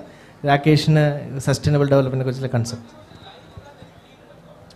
ഹലോ, ഞാൻ നെതർലാൻഡ്സിൽ പ്രാക്ടീസ് ചെയ്യുന്ന ഒരു ആർക്കിടെക്റ്റാണ്. ഹലോ, അപ്പോൾ ഞാനും വേണു സാറും കൂടി ഈ ഫ്ലഡ് കഴിഞ്ഞതിന് ശേഷം നെതർലാൻഡ്സിൽ നിന്ന് നമുക്ക് കേരളത്തിലേക്ക് ഈ സസ്റ്റൈനബിൾ മോഡൽ, അതായത് ഈ സസ്റ്റൈനബിൾ ഡെവലപ്മെൻറ്റ് ഒരു ഫ്ലഡ് കഴിഞ്ഞിട്ട് നമുക്ക് എങ്ങനെ പടുത്തുയർത്താം എന്നുള്ളതിനെക്കുറിച്ചുള്ളൊരു പുസ്തകമാണ് ഞങ്ങൾ എഴുതിയത്. അതെന്താ കാര്യം വെച്ചാൽ ഈ Netherlands one of the most vulnerable സ്ഥലമാണ് ഈ ഫ്ലഡുകൾക്ക്. അതായത് വർഷങ്ങളായിട്ട്, അതായത് 1000 വർഷങ്ങളായിട്ട് ഒരു ചതുപ്പ് നിലത്തിലുള്ള സ്ഥലമാണ് ഈ നെതർലാൻഡ്സ്. അപ്പോൾ നമ്മുടെ കേരളമായിട്ടാണെങ്കിൽ അതിന് കുറേ സാമ്യങ്ങളുണ്ട്. അതായത് നമ്മുടെ കേരളത്തിൻ്റെ അതേ വലുപ്പമേ ഉള്ളൂ, അനവധി നദികളുണ്ട്. ഇപ്പോൾ ഒരു 30% ഭൂമി കടലിൻ്റെ അടിയിലുമാണ്. അപ്പോൾ ഇവർ വർഷങ്ങളായിട്ട്, അതായത് 1000 വർഷങ്ങളായിട്ട് ഈ ഓരോ ഫ്ലഡ് ഉണ്ടാകുമ്പോഴും അതിന്ന് എങ്ങനെ പൊന്തി വരും, എങ്ങനെ അവർ പൊന്തി വന്നു എന്നുള്ളതിൻ്റെ എക്സാമ്പിൾസാണ് ഞങ്ങളുടെ പുസ്തകത്തിൽ. അപ്പോൾ ഇതിലിപ്പോൾ നമുക്ക് ഏറ്റവും ഇമ്മീഡിയറ്റ് ആയിട്ട് പറയാനുള്ളത് ഈ 20th സെഞ്ച്വറിയിൽ അവിടെ ഉണ്ടായിരുന്ന 2 ഫ്ലഡുകളെ കുറിച്ചാണ്. അത് കഴിഞ്ഞിട്ട് നെതർലാൻഡ്സ് എങ്ങനെ അതിന് പൊന്തി വന്നു എന്നുള്ളതിനെക്കുറിച്ചാണ്. അതിൽ ആദ്യത്തെ 1950s ഉണ്ടായൊരു ഫ്ലഡാണ്. അത് അവരുടെ ദ ബിഗ് ഫ്ലഡ് എന്നാണ് അവരതിനെക്കുറിച്ച് പറയണത്. അത് 2000 ആൾക്കാരോളം അവിടെ മരിച്ചു 1950s. അതിനുശേഷം അവരുടെ കംപ്ലീറ്റ് പോളിസി ലെവൽ മുഴുവൻ ഈ ഫൈറ്റ് അഗെയിൻസ്റ്റ് വാട്ടറാണ്. അതായത് എങ്ങനെ വലിയ ഡാമുകൾ പണിതിട്ട് നമുക്ക് ഈ കടലിനെ അല്ലെങ്കിൽ ഈ ചതുപ്പ് നിലത്തിനെയും പ്രൊട്ടക്റ്റ് ചെയ്യാമെന്നുള്ള കംപ്ലീറ്റ് ആ ലെവൽ പോളിസികളാണ് അവർ 1950s ഏറ്റെടുത്തത്. ഒരു 1970s 1980s ആയിരുന്നപ്പോൾ തന്നെ അവരുടെ ഈ പോളിസി ലെവലിൽ ഓൾറെഡി വ്യത്യാസങ്ങൾ വന്നു തുടങ്ങി. കാരണം ഈ ഫൈറ്റ് എഗെയിൻസ്റ്റ് വാട്ടർ എന്നുള്ളതെന്ന് അവർ more how can we live with water എന്നുള്ള ചോദ്യങ്ങൾ ചോദിക്കാൻ തുടങ്ങി. അതെന്താ കാരണം വെച്ചാൽ ഈ വലിയ ഇൻഫ്രാസ്ട്രക്ചർ ഡെവലപ്മെൻറ്റുകൾ വന്നു കഴിഞ്ഞപ്പോൾ, അതായത് വലിയ ഡാമുകളും വലിയ ഡൈക്കുകളും പണിത് കഴിഞ്ഞപ്പോൾ ഈ അതിൻ്റെ ഇക്കോളജിക്കൽ കോൺസിക്വൻസ് അവർ അന്ന് ആലോചിക്കാത്തതായിരുന്നു. അതിൻ്റെ ഇക്കോളജിക്കൽ കോൺസിക്വൻസ് പല രീതിയിലാണ് അവരെ ബുദ്ധിമുട്ടിച്ചത് ഫർദർ ഡെവലപ്മെൻറ്റുകൾക്ക്. അപ്പോൾ ഒരു 90s അപ്പോൾ ഓൾറെഡി ഈ പൊളിറ്റിക്കൽ നറേറ്റീവ് ഈ എക്സ്പീരിയൻസുകളിൽ നിന്ന് അവരെ മാറാൻ തുടങ്ങി. ഒരു 1990s ഒക്കെ ആയപ്പോഴേക്കും ഞാൻ നേരത്തെ പറഞ്ഞ പോലെ ഈ ഫൈറ്റ് അഗെയിൻസ്റ്റ് വാട്ടർ എന്നുള്ളതെന്ന് ഈ ലിവിങ് വിത്ത് വാട്ടർ എന്നുള്ള കോൺസെപ്റ്റിലേക്ക് വന്നു. അപ്പോൾ 90s ഒരു ഫ്ലഡ് ഉണ്ടായി കഴിഞ്ഞപ്പോൾ ഈ പറഞ്ഞ പോലെ ഒരു 270,000 ആൾക്കാരെ അവർക്ക് ഇവാക്യുവേറ്റ് ചെയ്യേണ്ടി വന്നു ആ സ്ഥലത്തുനിന്ന് ഈ ഫ്ലഡ് ഉണ്ടായ സമയത്ത്. അതിന് ശേഷം ഇമ്മീഡിയറ്റ് കോൺട്രാസ്റ്റ് അവരുടെ ഈ പോളിസി മേക്കിങ്ങിൽ എന്താണെന്ന് വെച്ച് കഴിഞ്ഞാൽ അവർ how can the live with nature, അതായത് ഈ റിവറുകൾക്ക് എങ്ങനെ കൂടുതൽ സ്ഥലം കൊടുക്കാം, അതായത് ഈ ഒരു ഫ്ലഡ് ഉണ്ടാകുമ്പോൾ വിശദമായിട്ട് എങ്ങനെ അതായത് ക്ലീനായിട്ട് ഈ വാട്ടർ എങ്ങനെ ഡ്രെയിൻ ചെയ്ത് കടലിലേക്ക് എത്തിക്കാം, അത് എത്തിക്കണമെങ്കിൽ എങ്ങനെ ഈ ടൗൺ പ്ലാനിങ്ങും ഈ വാട്ടർ റിസോഴ്സ് മാനേജ്മെൻറ്റും ഇൻ്റഗ്രേറ്റ് ആയിട്ട് മുന്നോട്ട് പോകണം. അതായത് ഈ ലാൻഡ് യൂസ് പ്ലാനിങ്ങും ഈ വാട്ടർ യൂസ് പ്ലാനിങ്ങും എങ്ങനെ ഇൻ്റഗ്രേറ്റ് ആയിട്ട് വന്നു കഴിഞ്ഞാലേ നമുക്ക് ഒരു സസ്റ്റൈനബിൾ രീതിയിൽ ഇത് മുന്നോട്ട് കൊണ്ടുപോകാൻ പറ്റുള്ളൂ എന്നുള്ളത് അവർ മനസ്സിലാക്കി. അതിനുപരി തന്നെ വേറൊരു വലിയ വ്യത്യാസം വന്നത് ഈ ഒരു ടോപ്പ് ഡൗൺ പ്ലാനിങ്. ഈ 1950s കഴിഞ്ഞപ്പോൾ ഈ വലിയ ഡാം വർക്കുകളും ഈ വലിയ ഡൈക്ക് വർക്കുകളൊക്കെ ഒരു ടോപ്പ് ഡൗൺ പ്ലാനിങ് ആയിരുന്നു. അതായത് ഒരു ഗവൺമെൻറ് നിലപാടെടുത്ത് ഒരു വലിയ ഇൻഫ്രാസ്ട്രക്ചർ പ്രോജക്റ്റ് നടത്തലായിരുന്നു. 1990s വന്നപ്പോൾ തന്നെ ഇത്തരം മോഡലുകൾ നമുക്ക് മെയിൻറ്റെയിൻ ചെയ്യണമെങ്കിൽ, അതായത് അത് സസ്റ്റൈനബിളായിട്ട് മുന്നോട്ട് കൊണ്ടുപോകണമെങ്കിൽ എങ്ങനെ ആൾക്കാരെ ഉൾപ്പെടുത്തി ഇത് ചെയ്യാം എന്നുള്ളതായിരുന്നു അവർ പരീക്ഷിച്ചത്. അപ്പോൾ ഗവേണൻസ് മോഡലുകളിൽ കുറേ ഈ ബോട്ടം അപ്പ് പ്രൊജക്റ്റുകൾ എന്നാണ് അത് പറയുക. അതായത് ഈ ലോക്കൽ ഗവൺമെൻറ്റ്സ് തന്നെ മുൻകൈ എടുത്തിട്ട് എങ്ങനെ ഈ ഫ്ലഡ് റെസിസ്റ്റൻറ്റ് പ്രൊജക്റ്റുകൾ ചെയ്യാമെന്നുള്ളതിൻ്റെ പല ഉദാഹരണങ്ങളാണ് ഈ പുസ്തകത്തിലുള്ളത്. അപ്പോൾ രാകേഷ് പറഞ്ഞതിൽ നിന്നും കണ്ടിന്യൂ ചെയ്യാൻ സാധിക്കുമെങ്കിൽ ആദ്യമായി ആ പുസ്തകം ഒന്ന് എടുത്ത് കാണിച്ചാൽ, പുസ്തകത്തിൻ്റെ പേര് what can we learn from the Dutch rebuilding Kerala post 2018 floods എന്നാണ്. രാകേഷ് ഇപ്പോൾ സൂചിപ്പിച്ചതുപോലെ, വിവേക് നേരത്തെ പറഞ്ഞതുപോലെ, ആ ഡച്ച് എന്ന് പറയുന്നത് നെതർലൻഡ്സ് ഇന്ന് ലോകത്തെ വേൾഡ് ലീഡറാണ് വാട്ടർ മാനേജ്മെൻറ്റ് ഇഷ്യൂസിൽ. ഇവർ ഈ വേൾഡ് ലീഡറാകാൻ കാരണം ഒന്ന്, അവർക്കൊരു നീണ്ട ചരിത്രമുണ്ട് ഫ്ലഡ്സായിട്ട് ഡീൽ ചെയ്യുന്നതിൽ. രണ്ട്, വളരെ പുതുമയുള്ള ഇന്നൊവേറ്റീവായിട്ടുള്ള പല പോളിസീസും അവർ അഡോപ്റ്റ് ചെയ്തിട്ടുണ്ട്. ഈ പോളിസീസിൽ ഏറ്റവും പ്രധാനം വിവേക് ഇപ്പോൾ പറഞ്ഞ ചില കാര്യങ്ങളാണ്. ഒന്ന്, ഇതൊരു സൊസൈറ്റൽ ഇഷ്യൂ ആണ്. ഗവൺമെൻറ്റിന് മാത്രം ഒരു കാലത്തും കൈകാര്യം ചെയ്യാൻ സാധിക്കില്ല. സമൂഹം, അതിൽ ആന്ത്രപ്രനേഴ്സ് പെടുന്നു, ടൗൺ പ്ലാനേഴ്സിന് വലിയൊരു റോളുണ്ട്. സമൂഹം ഒറ്റക്കെട്ടായി നിന്നാലേ ഭാവിയിൽ ഉണ്ടാകുന്ന പ്രളയങ്ങളെ നേരിടുവാൻ സാധിക്കുള്ളൂ. ഭാവിയിൽ ഇനിയും പ്രളയം ഉണ്ടാകും എന്നുള്ളതൊരു തീർച്ചയാണ്. ക്ലൈമറ്റ് ചേഞ്ച് ഒരു വാസ്തവമാണ്. ആ ക്ലൈമറ്റ് ചേഞ്ച് കൂടുതൽ പ്രശ്നങ്ങൾ ലോകത്തെ എല്ലായിടത്തും സൃഷ്ടിച്ചുകൊണ്ടിരിക്കുകയാണ്. യൂറോപ്പിൽ ഇപ്പോൾ കടുത്ത വിൻ്റർ അനുഭവിച്ചുകൊണ്ടിരിക്കുകയാണ്, സ്നോ സ്റ്റോംസ് അനുഭവിച്ചുകൊണ്ടിരിക്കുകയാണ്. അപ്പോൾ കേരളത്തിൽ ഇനിയും പ്രളയം ഉണ്ടാവും. ആ പ്രളയം ഉണ്ടാകുന്നതിന് മുമ്പ് നമുക്ക് എന്താണ് ചെയ്യാൻ സാധിക്കുന്നത്? റീഹാബിലിറ്റേഷൻ ആൻഡ് റിപ്പയർ, അതിനോടൊപ്പം പ്രിപ്പറേഷനാണ് നെതർലൻഡ്സിൻ്റെ ഏറ്റവും പ്രധാനപ്പെട്ട ഒരു ക്യാരക്ടറിസ്റ്റിക്. ആ പ്രിപ്പറേഷനിൽ സമൂഹത്തിൻ്റെ എല്ലാ വിഭാഗത്തിൽപ്പെട്ട ആൾക്കാർ ഉൾപ്പെടുന്നു. ബോട്ടം അപ്പ് അപ്രോച്ചസ് ഉണ്ടാകുന്നു. ടൗൺ പ്ലാനിങ്ങിന് വലിയൊരു പങ്കുണ്ട്. പലപ്പോൾ എല്ലാ രാജ്യങ്ങളിലും ഇന്ന് ചിലപ്പോൾ പ്രളയം, ചിലപ്പോൾ ഡ്രോട്ട്, വെള്ളമില്ലായ്മ. അപ്പോൾ വെള്ളമില്ലാത്ത സമയത്ത് എങ്ങനെ നമുക്ക് വെള്ളത്തെ സംഭരിക്കാൻ സാധിക്കും, അതേസമയം വെള്ളം അധികമായി വരുമ്പോൾ അതിനെ എവിടെയൊക്കെ സ്റ്റോർ ചെയ്യാൻ സാധിക്കും എന്ന പല എക്സാമ്പിൾസും ഈ ബുക്കിൽ നെതർലൻഡ്സിൽ നിന്നും എടുത്തിട്ടുണ്ട്. ഇപ്പോൾ കേരളം ഇനി മുന്നോട്ട് പോകുമ്പോൾ തീർച്ചയായും ഇൻ്റർനാഷണൽ എക്സ്പീരിയൻസിൽ നിന്നും നമുക്ക് പഠിക്കുവാൻ സാധിക്കണം. വിവേക് പറഞ്ഞതുപോലെ സിനിമാ തിയേറ്ററിൽ പ്രളയത്തിൻ്റെ ദൃശ്യങ്ങൾ കാണിച്ചാണെങ്കിലും സ്കൂളിൽ നെതർലൻഡ്സിലെ ഓരോ പൗരനും ഓരോ വ്യക്തിയും നീന്താൻ പഠിച്ചിരിക്കണമെന്ന് മാത്രമല്ല ഷൂസും ഡ്രസ്സും ഫുള്ളായിട്ട് ഇട്ട് സ്വിമ്മിംഗ് പൂളിൽ നീന്താനായിട്ട് അവർ പഠിപ്പിക്കാനായി പറയും. എന്തുകൊണ്ടെന്നാൽ എപ്പോഴാണ് അടുത്ത ഫ്ലഡ്സ്, എപ്പോഴാണ് അടുത്ത പ്രളയം വരുന്നു എന്നറിയില്ല. നമ്മുടെ ഇവിടുത്തെ പത്രവാർത്തകൾ പ്രളയ സമയത്തുണ്ടായിരുന്ന വാർത്തകൾ കണ്ടാൽ പലരും ഈ വെള്ളത്തിൽ കൂടെ നടക്കാനുള്ള ആരോഗ്യം പോലും അവർക്കില്ലായിരുന്നു. ലെറ്റ് ലോൺ നീന്താൻ ഉള്ള അറിവോ അല്ലെങ്കിൽ ബോട്ട് ഉപയോഗിക്കാനുള്ള അറിവോ. ഒരു കായൽ ഓരത്ത് അല്ലെങ്കിൽ കടൽ തീരത്ത് അല്ലെങ്കിൽ നദി പുഴയുടെ സൈഡിൽ ജീവിക്കുന്ന ആരായിരുന്നാലും തീർച്ചയായും നീന്തൽ പഠിച്ചിരിക്കണം, അല്പസ്വല്പമെങ്കിലും ബോട്ടിംഗ് അറിഞ്ഞിരിക്കണം. ഒരു സമൂഹം എന്ന നിലയ്ക്ക് നമ്മുടെ സ്കൂൾ കുട്ടികളുടെ ഇടയിൽ നമുക്ക് ഭാവിയിൽ ഈ ക്ലൈമറ്റ് ചേഞ്ച് ഉണ്ടാകുന്ന പ്രകൃതി ദുരന്തങ്ങളെ എങ്ങനെ നേരിടാൻ സാധിക്കും എന്നതിനെക്കുറിച്ചുള്ള വിദ്യാഭ്യാസം ഉണ്ടാവണം. ജപ്പാനെക്കുറിച്ച് പരാമർശിച്ചു. ജപ്പാനിലെ ഓരോ കുട്ടിക്കും എർത്ത്ക്വേക്ക് ഉണ്ടാകുമ്പോൾ എന്ത് ചെയ്യണം എന്നറിയാം.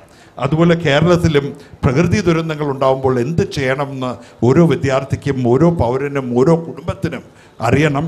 അതിനനുസൃതമായി നമ്മുടെ പോളിസീസും നമ്മുടെ കോൺഷ്യസ്നെസ് റേസിംഗ് എക്സസൈസും നമുക്ക് മാറ്റാൻ സാധിക്കണം. നമ്മുടെ ടൗൺ പ്ലാനിങ് ദൂർവീക്ഷണത്തോടുകൂടി ഇതിനു വേണ്ടി തയ്യാറെടുക്കണം. ഇതൊരു സൊസൈറ്റൽ എൻ്റർപ്രൈസ് ആയിട്ട് തന്നെ മുന്നോട്ട് പോകണം, ബോട്ടം അപ്പ് ആയിരിക്കണം. മാലിക് സാർ, റീബിൽഡിംഗ് കേരളത്തെ ഒരു ബെറ്റർ കേരളം, റീബിൽഡിംഗ് കേരളത്തെക്കാളും കൂടുതൽ ഉദ്ദേശിക്കേണ്ടത് ഒരു നല്ല കേരളം, പുതിയ കേരളം, നവകേരള നിർമ്മിതിയിൽ ഇപ്പോൾ വേണു സാർ ചൂണ്ടിക്കാണിച്ചതിൽ നിന്ന് തുടർച്ചയായി താങ്കൾ റെഗുലേറ്ററി മെക്കാനിസം എങ്ങനെ സപ്പോർട്ടീവ് ആവും? ഒരു ഈ റീബിൽഡ് അല്ലെങ്കിൽ ഒരു കേരളം പുനർനിർമ്മിക്കുക എന്നുള്ള ഒരു കോൺസെപ്റ്റിൽ നമ്മൾ നോക്കുമ്പോൾ നമ്മുടെ വലിയൊരു ലാക്കുണ എന്ന് പറയുന്നത് ഫ്ലെക്സിബിലിറ്റിയാണ്. നമ്മുടെ റെഗുലേഷൻസിലും ഒക്കെ ഉള്ള ഫ്ലെക്സിബിലിറ്റിയാണ് നമ്മുടെ വലിയൊരു ലാക്കുണ. അതായത് നമ്മൾ ഒരു പലപ്പോഴും നമ്മുടെ ടൗൺ പ്ലാനിങ് അല്ലെങ്കിൽ റവന്യൂ നിയമങ്ങൾ പലതും ഒരു കാര്യം നമ്മൾ ചെയ്തു കഴിഞ്ഞാൽ it takes 20 or 30 years to if you want to make a change it takes 20 or 30 years. അപ്പോൾ അതിന് പകരം നമ്മളൊരു ഫ്ലെക്സിബിളായിട്ടുള്ള, അതായത് അപ്പോഴപ്പോഴത്തെ ആവശ്യങ്ങൾക്കനുസരിച്ച് മാറ്റിയെടുക്കാൻ കഴിയുന്ന സ്ട്രാറ്റജിക് പ്ലാൻസിലേക്ക് നമ്മൾ പോകേണ്ട സമയമായിട്ടുണ്ട്. അതായത് ഇപ്പോഴും നമ്മൾ ബ്രിട്ടീഷ് കാലത്തെ ലാൻഡ് യൂസ് പ്ലാനിങ്ങിലാണ് ഇപ്പോഴും നിൽക്കുന്നത്. അതിൽ നിന്ന് മാറി sort of a business plan for a city or a strategic plan for a city ഉണ്ടാവേണ്ട ലെവലിലെ ആവശ്യകത ഇപ്പം വളരെ എസ്റ്റാബ്ലിഷ്ഡ് ആണ്. അപ്പോൾ അതിനൊരു കൾച്ചറൽ ഷിഫ്റ്റ് ഉണ്ടാവണം. അതിന് ഇപ്പോൾ കോഴിക്കോട്ടുകാർക്കറിയാം, നമ്മൾ Kozhikode urban area master plan ഇപ്പോൾ റീസെൻ്റ്ലി നമ്മൾ പ്രോസസ്സ് ചെയ്തത്, it was with the involvement of more than 6,000 people. Within 2-3 months, we had the involvement of almost 5,000 to 6,000 people directly and indirect communication വേറെ. അപ്പോൾ അങ്ങനെ ഒരു പീപ്പിൾ സെൻട്രിക് ആയിട്ടുള്ള ഒരു ഡിസ്കഷനിൽ കൂടി വരുന്ന plan, and even with such a plan we should be flexible enough to change it if it is required. അപ്പോൾ ആ ഒരു പ്രോസസ്സ് കുറച്ചും കൂടെ ഫെസിലിറ്റേറ്റ് ചെയ്യുന്ന രീതിയിലുള്ള നിയമങ്ങളാണ് നമുക്ക് ഒരു റീബിൽഡ് അല്ലെങ്കിൽ നവകേരള സൃഷ്ടിക്ക് ഉതകുന്ന രീതിയിൽ വേണ്ടത്. അതിന് വേണ്ട ഒരു ലീഗൽ റിഫോംസ് നമുക്ക് പല മേഖലകളിലും ആവശ്യമാണ്. നേരത്തെ ആർക്കിടെക്ട് വിവേക് സൂചിപ്പിച്ചതുപോലെ ഒരു കമ്മ്യൂണിറ്റി റെസിലിയൻസ്, ഒരു കമ്മ്യൂണിറ്റി ലിവിങ് എന്ന ആശയം പങ്കുവെക്കുകയുണ്ടായി. സുനിൽകുമാറിനോട് ചോദിക്കാനുള്ളത്, ഒരു നവകേരള നിർമ്മിതിയിൽ, കാരണം പ്രളയത്തെ നേരിട്ടപ്പോൾ കമ്മ്യൂണിറ്റി ലിവിങ്ങിൻ്റെ വലിയ സാധ്യതകൾ കണ്ടതാണ്, നവകേരള നിർമ്മിതിയിൽ അങ്ങനെയുള്ള ആശയങ്ങൾക്ക് ഉള്ള പ്രസക്തി എന്താണ്? ഞാൻ നേരത്തെ സൂചിപ്പിച്ച പോലെ തന്നെ ഒരു സസ്റ്റൈനബിൾ ആയിട്ടുള്ള അല്ലെങ്കിൽ സുസ്ഥിരമായിട്ടുള്ള ഒരു വികസനത്തിൻ്റെ പാതയിലൂടെ ഒരു സമൂഹത്തിന് സഞ്ചരിക്കണം എന്നുണ്ടെങ്കിൽ അതിന് ലീഡ് മാനേജ് ചെയ്യുന്ന വ്യക്തികളും അതിനെ മുന്നോട്ടേക്ക് നയിക്കുന്ന വ്യക്തികളും അതിൽ പൂർണ്ണ ഉത്തരവാദിത്വ ബോധമുള്ളവരായിരിക്കണം. അവിടെയാണ് പലപ്പോഴും നമ്മൾ കാണാറുള്ളത്, നേരത്തെ മാലിക് സാർ പറഞ്ഞ പോലെ നമ്മളുടെ ലോങ് ടൈം കാഴ്ചപ്പാടോടുകൂടിയ നിയമങ്ങൾ ഉണ്ടാവണം എന്നെല്ലാം പറയുമ്പോൾ അതിനെല്ലാം മിസ്യൂസ് ചെയ്യുന്നൊരു സംസ്കാരം ഇപ്പുറത്തെ ഭാഗത്തുണ്ട്. പൊതുജനം അംഗീകരിക്കുന്ന, പൊതുജനം താല്പര്യപ്പെടുന്ന, അല്ലെങ്കിൽ പൊതുജനം സ്വാതന്ത്ര്യം നൽകുന്ന സംരംഭകർ അതേ സ്വാതന്ത്ര്യം തന്നെ തിരിച്ച് ഇപ്പുറത്ത് മിസ്യൂസ് ചെയ്യുമ്പോഴാണ് ഇത്തരം ദുരന്തങ്ങൾ സൃഷ്ടിക്കപ്പെടുന്നത്. അപ്പോൾ അത്തരം ദുരന്തങ്ങൾ സൃഷ്ടിക്കപ്പെടാതിരിക്കണമെന്നുണ്ടെങ്കിൽ ഒരു സംരംഭക ഉത്തരവാദിത്വം കൂടി ഉണ്ടാവണം. ഇതൊരു നാണയത്തിൻ്റെ രണ്ട് വശങ്ങൾ പോലെയാണ്. നമ്മൾ വളരെ ലളിതമായിട്ട് പറയുകയാണെന്നുണ്ടെങ്കിൽ എറണാകുളത്തു നിന്ന് കോഴിക്കോട്ടേക്ക് ട്രെയിനിൽ സഞ്ചരിക്കാത്ത ആരും തന്നെ ഉണ്ടാവുകയില്ല. പക്ഷേ നമ്മൾ ഭാരതപ്പുഴ കടന്നു പോകുന്ന സമയത്ത് പല ആളുകളും ഭാരതപ്പുഴയെ നോക്കി പറയുന്ന കമൻറ്റുകൾ നമ്മൾ ശ്രദ്ധിച്ച പലതാണ്. പലപ്പോഴും നമുക്ക് കാണാൻ കഴിയുക, പ്രളയകാലഘട്ടത്തിൽ അതിലൂടെ കടന്നുപോയ ആളുകളെല്ലാം എന്തുമാത്രം ജലം എന്ന് അതിശയപ്പെട്ടെങ്കിൽ ഇന്ന് ചിലപ്പോൾ ഒരുപക്ഷെ അതിലൂടെ കടന്നു പോകുന്ന പലരും ട്രെയിനിലിരുന്ന് പറയുന്നത് എത്രമാത്രം മണല, എത്ര ലോഡ് മണല എന്ന് പറയും. അപ്പോൾ മലയാളി മണലിനെയും മഴവെള്ളത്തെയും എല്ലാം വളരെ കുറഞ്ഞ ലാഘവത്തോടുകൂടി കാണുന്ന ഒരു സമീപനത്തിലേക്കാണ് പോകുന്നത് എന്നുണ്ടെങ്കിൽ നമ്മൾ ഇത്തരം ചർച്ചകൾ, സുസ്ഥിര വികസനത്തെ പറ്റിയുള്ള ചർച്ചകളെല്ലാം വെറും അധരവ്യായാമം മാത്രമായിട്ട് മാറും. അപ്പോൾ എനിക്ക് പറയാനുള്ളതെന്ന് വെച്ചാൽ ഒരു സുസ്ഥിരമായിട്ടുള്ള കാഴ്ചപ്പാടോടുകൂടിയുള്ള വികസനമാണ് നമ്മൾ നടപ്പിലാക്കേണ്ടത് എന്നുണ്ടെങ്കിൽ അത് നടപ്പിലാക്കേണ്ടവർ അല്ലെങ്കിൽ അതിനെ ലീഡ് മാനേജ് ചെയ്യുന്നവർ അത്രമാത്രം ഉത്തരവാദിത്വ ബോധം ആ വാക്കിനോടും ആ പ്രവൃത്തിയോടും കൊടുക്കേണ്ടിയിരിക്കുന്നു. ആ ഉത്തരവാദിത്വ ബോധത്തെയാണ് ഒരു ഓൺട്രപ്രണറിയൽ എന്തൂസിയാസം എന്നോ അല്ലെങ്കിൽ ഒരു സംരംഭക ഉത്തരവാദിത്വമെന്നോ എല്ലാം നമ്മൾ വിശേഷിപ്പിക്കേണ്ടത്. അത്തരമുള്ള വികസന മാതൃകകളെ സൃഷ്ടിക്കാൻ കഴിവുള്ള സംരംഭകരെ സമൂഹത്തിന് സൃഷ്ടിക്കാൻ കഴിയുകയും അവരതുമാതിരി പ്രവർത്തിക്കുകയും ചെയ്യുകയാണെന്നുണ്ടെങ്കിൽ ഇത്തരം വികസന മാതൃകകൾ കൃത്യമായിട്ട് സമൂഹത്തിലേക്ക് ഇംപ്ലിമെൻറ്റ് ചെയ്യാനായിട്ട് നമുക്ക് സാധിക്കുമെന്ന് എനിക്ക് തോന്നുന്നു. വേണു സാറിനോടൊരു ഒരു ലീഡിങ് ക്വസ്റ്റ്യൻ നേരത്തെ ചോദിക്കാൻ ഞാൻ മറന്നുപോയി. ഈ ഡച്ച് മാതൃകയെക്കുറിച്ച് സാറിൻ്റെ ബുക്കിനെ പറ്റി രാകേഷും സാറും പറയുകയുണ്ടായി. കേരള പുനർനിർമ്മിതിയിൽ ഗവൺമെൻറ്റിൻ്റെ തലത്ത് നിന്ന് അല്ലെങ്കിൽ വേണുസാറിൻ്റെ തലത്ത് നിന്നും അല്ലെങ്കിൽ ഡച്ച് എക്സ്പെർട്ടൈസിൻ്റെ സാധ്യതകളിൽ നിന്നും എന്തൊക്കെയാണ് ഇനി ഭാവിയിൽ ചെയ്യാൻ സാധ്യതയുള്ളത്, അതിനുള്ള പോൾ സാർ വെൽക്കം എന്നതിനെ പറ്റി താങ്കളുടെ ഒരു അഭിപ്രായം എന്താണ്? ഈ പ്രളയത്തെ തുടർന്ന് ഉടനെ തന്നെ യുണൈറ്റഡ് നേഷൻസും വേൾഡ് ബാങ്കും ADBയുടെയും ഒരു കമ്പൈൻഡ് ടീം കേരളത്തിൽ വരികയുണ്ടായി. അവർ വളരെ സമഗ്രമായ, വളരെ എൻ്റെ അഭിപ്രായത്തിൽ വളരെ നല്ലതും വളരെ കോംപ്രിഹെൻസീവുമായ ഒരു റിപ്പോർട്ട് സമർപ്പിച്ചിട്ടുണ്ട്. ഈ റിപ്പോർട്ട് ഇന്ന് എല്ലാവർക്കും അവൈലബിൾ ആണ്. UN in India വെബ്സൈറ്റിൽ അതുണ്ട്. ആ ബുക്കിൽ ആ റിപ്പോർട്ടിൻ്റെ എക്സിക്യൂട്ടീവ് സമ്മറി അനക്സ്റ്ററായിട്ട് ചേർത്തിട്ടുണ്ട്. ഈ ടീമിൽ 2 പ്രധാനപ്പെട്ട വാട്ടർ എക്സ്പേർട്സ് ഡച്ച് ഗവൺമെൻറ് നിയോഗിച്ചവരായിരുന്നു. ഈ ടീം ഈ കേരളത്തിൽ വന്നതിനെ തുടർന്ന് ഈ പ്രളയം ഉണ്ടായപ്പോൾ തന്നെ നെതർലൻഡ്സ് പ്രൈം മിനിസ്റ്ററും നെതർലൻഡ്സിലെ മിനിസ്റ്റർ ഓഫ് ഇൻഫ്രാസ്ട്രക്ചറും ഇന്ത്യ സർക്കാരിനെ കത്തെഴുതി നിങ്ങൾക്ക് വേണ്ട എന്ത് സാങ്കേതിക സഹായവും തരാൻ തയ്യാറാണ് എന്ന് അറിയിച്ചിരുന്നു. അതിനെ തുടർന്ന് എംബസിയുടെ നേതൃത്വത്തിൽ കേരള ഗവൺമെൻറ്റുമായി ബന്ധപ്പെട്ട് കേന്ദ്ര ഗവൺമെൻറ് അനുവാദത്തോടുകൂടി അടുത്ത ഒരു ഡച്ച് മിഷൻ കേരളത്തിൽ വരാനായി തയ്യാറായിക്കൊണ്ടിരിക്കുകയാണ്. ഞാൻ മെനഞ്ഞാന്ന് തിരുവനന്തപുരത്തുണ്ടായിരുന്നപ്പോൾ ഞങ്ങൾ തിരുവനന്തപുരത്ത് നിന്ന് അഡീഷണൽ ചീഫ് സെക്രട്ടറി വിശ്വാസ് മേത്തയും അവിടുത്തെ മിനിസ്ട്രി ഓഫ് ഇൻഫ്രാസ്ട്രക്ചറും തമ്മിലൊരു വീഡിയോ കോൺഫറൻസ് നടത്തി. ഈ അടുത്ത് വരുന്ന ടീമിൻ്റെ ടേംസ് ഓഫ് റെഫറൻസ് എന്താണ് എന്നുള്ളതിനെക്കുറിച്ചൊരു ഡിസ്കഷൻ നടത്തി.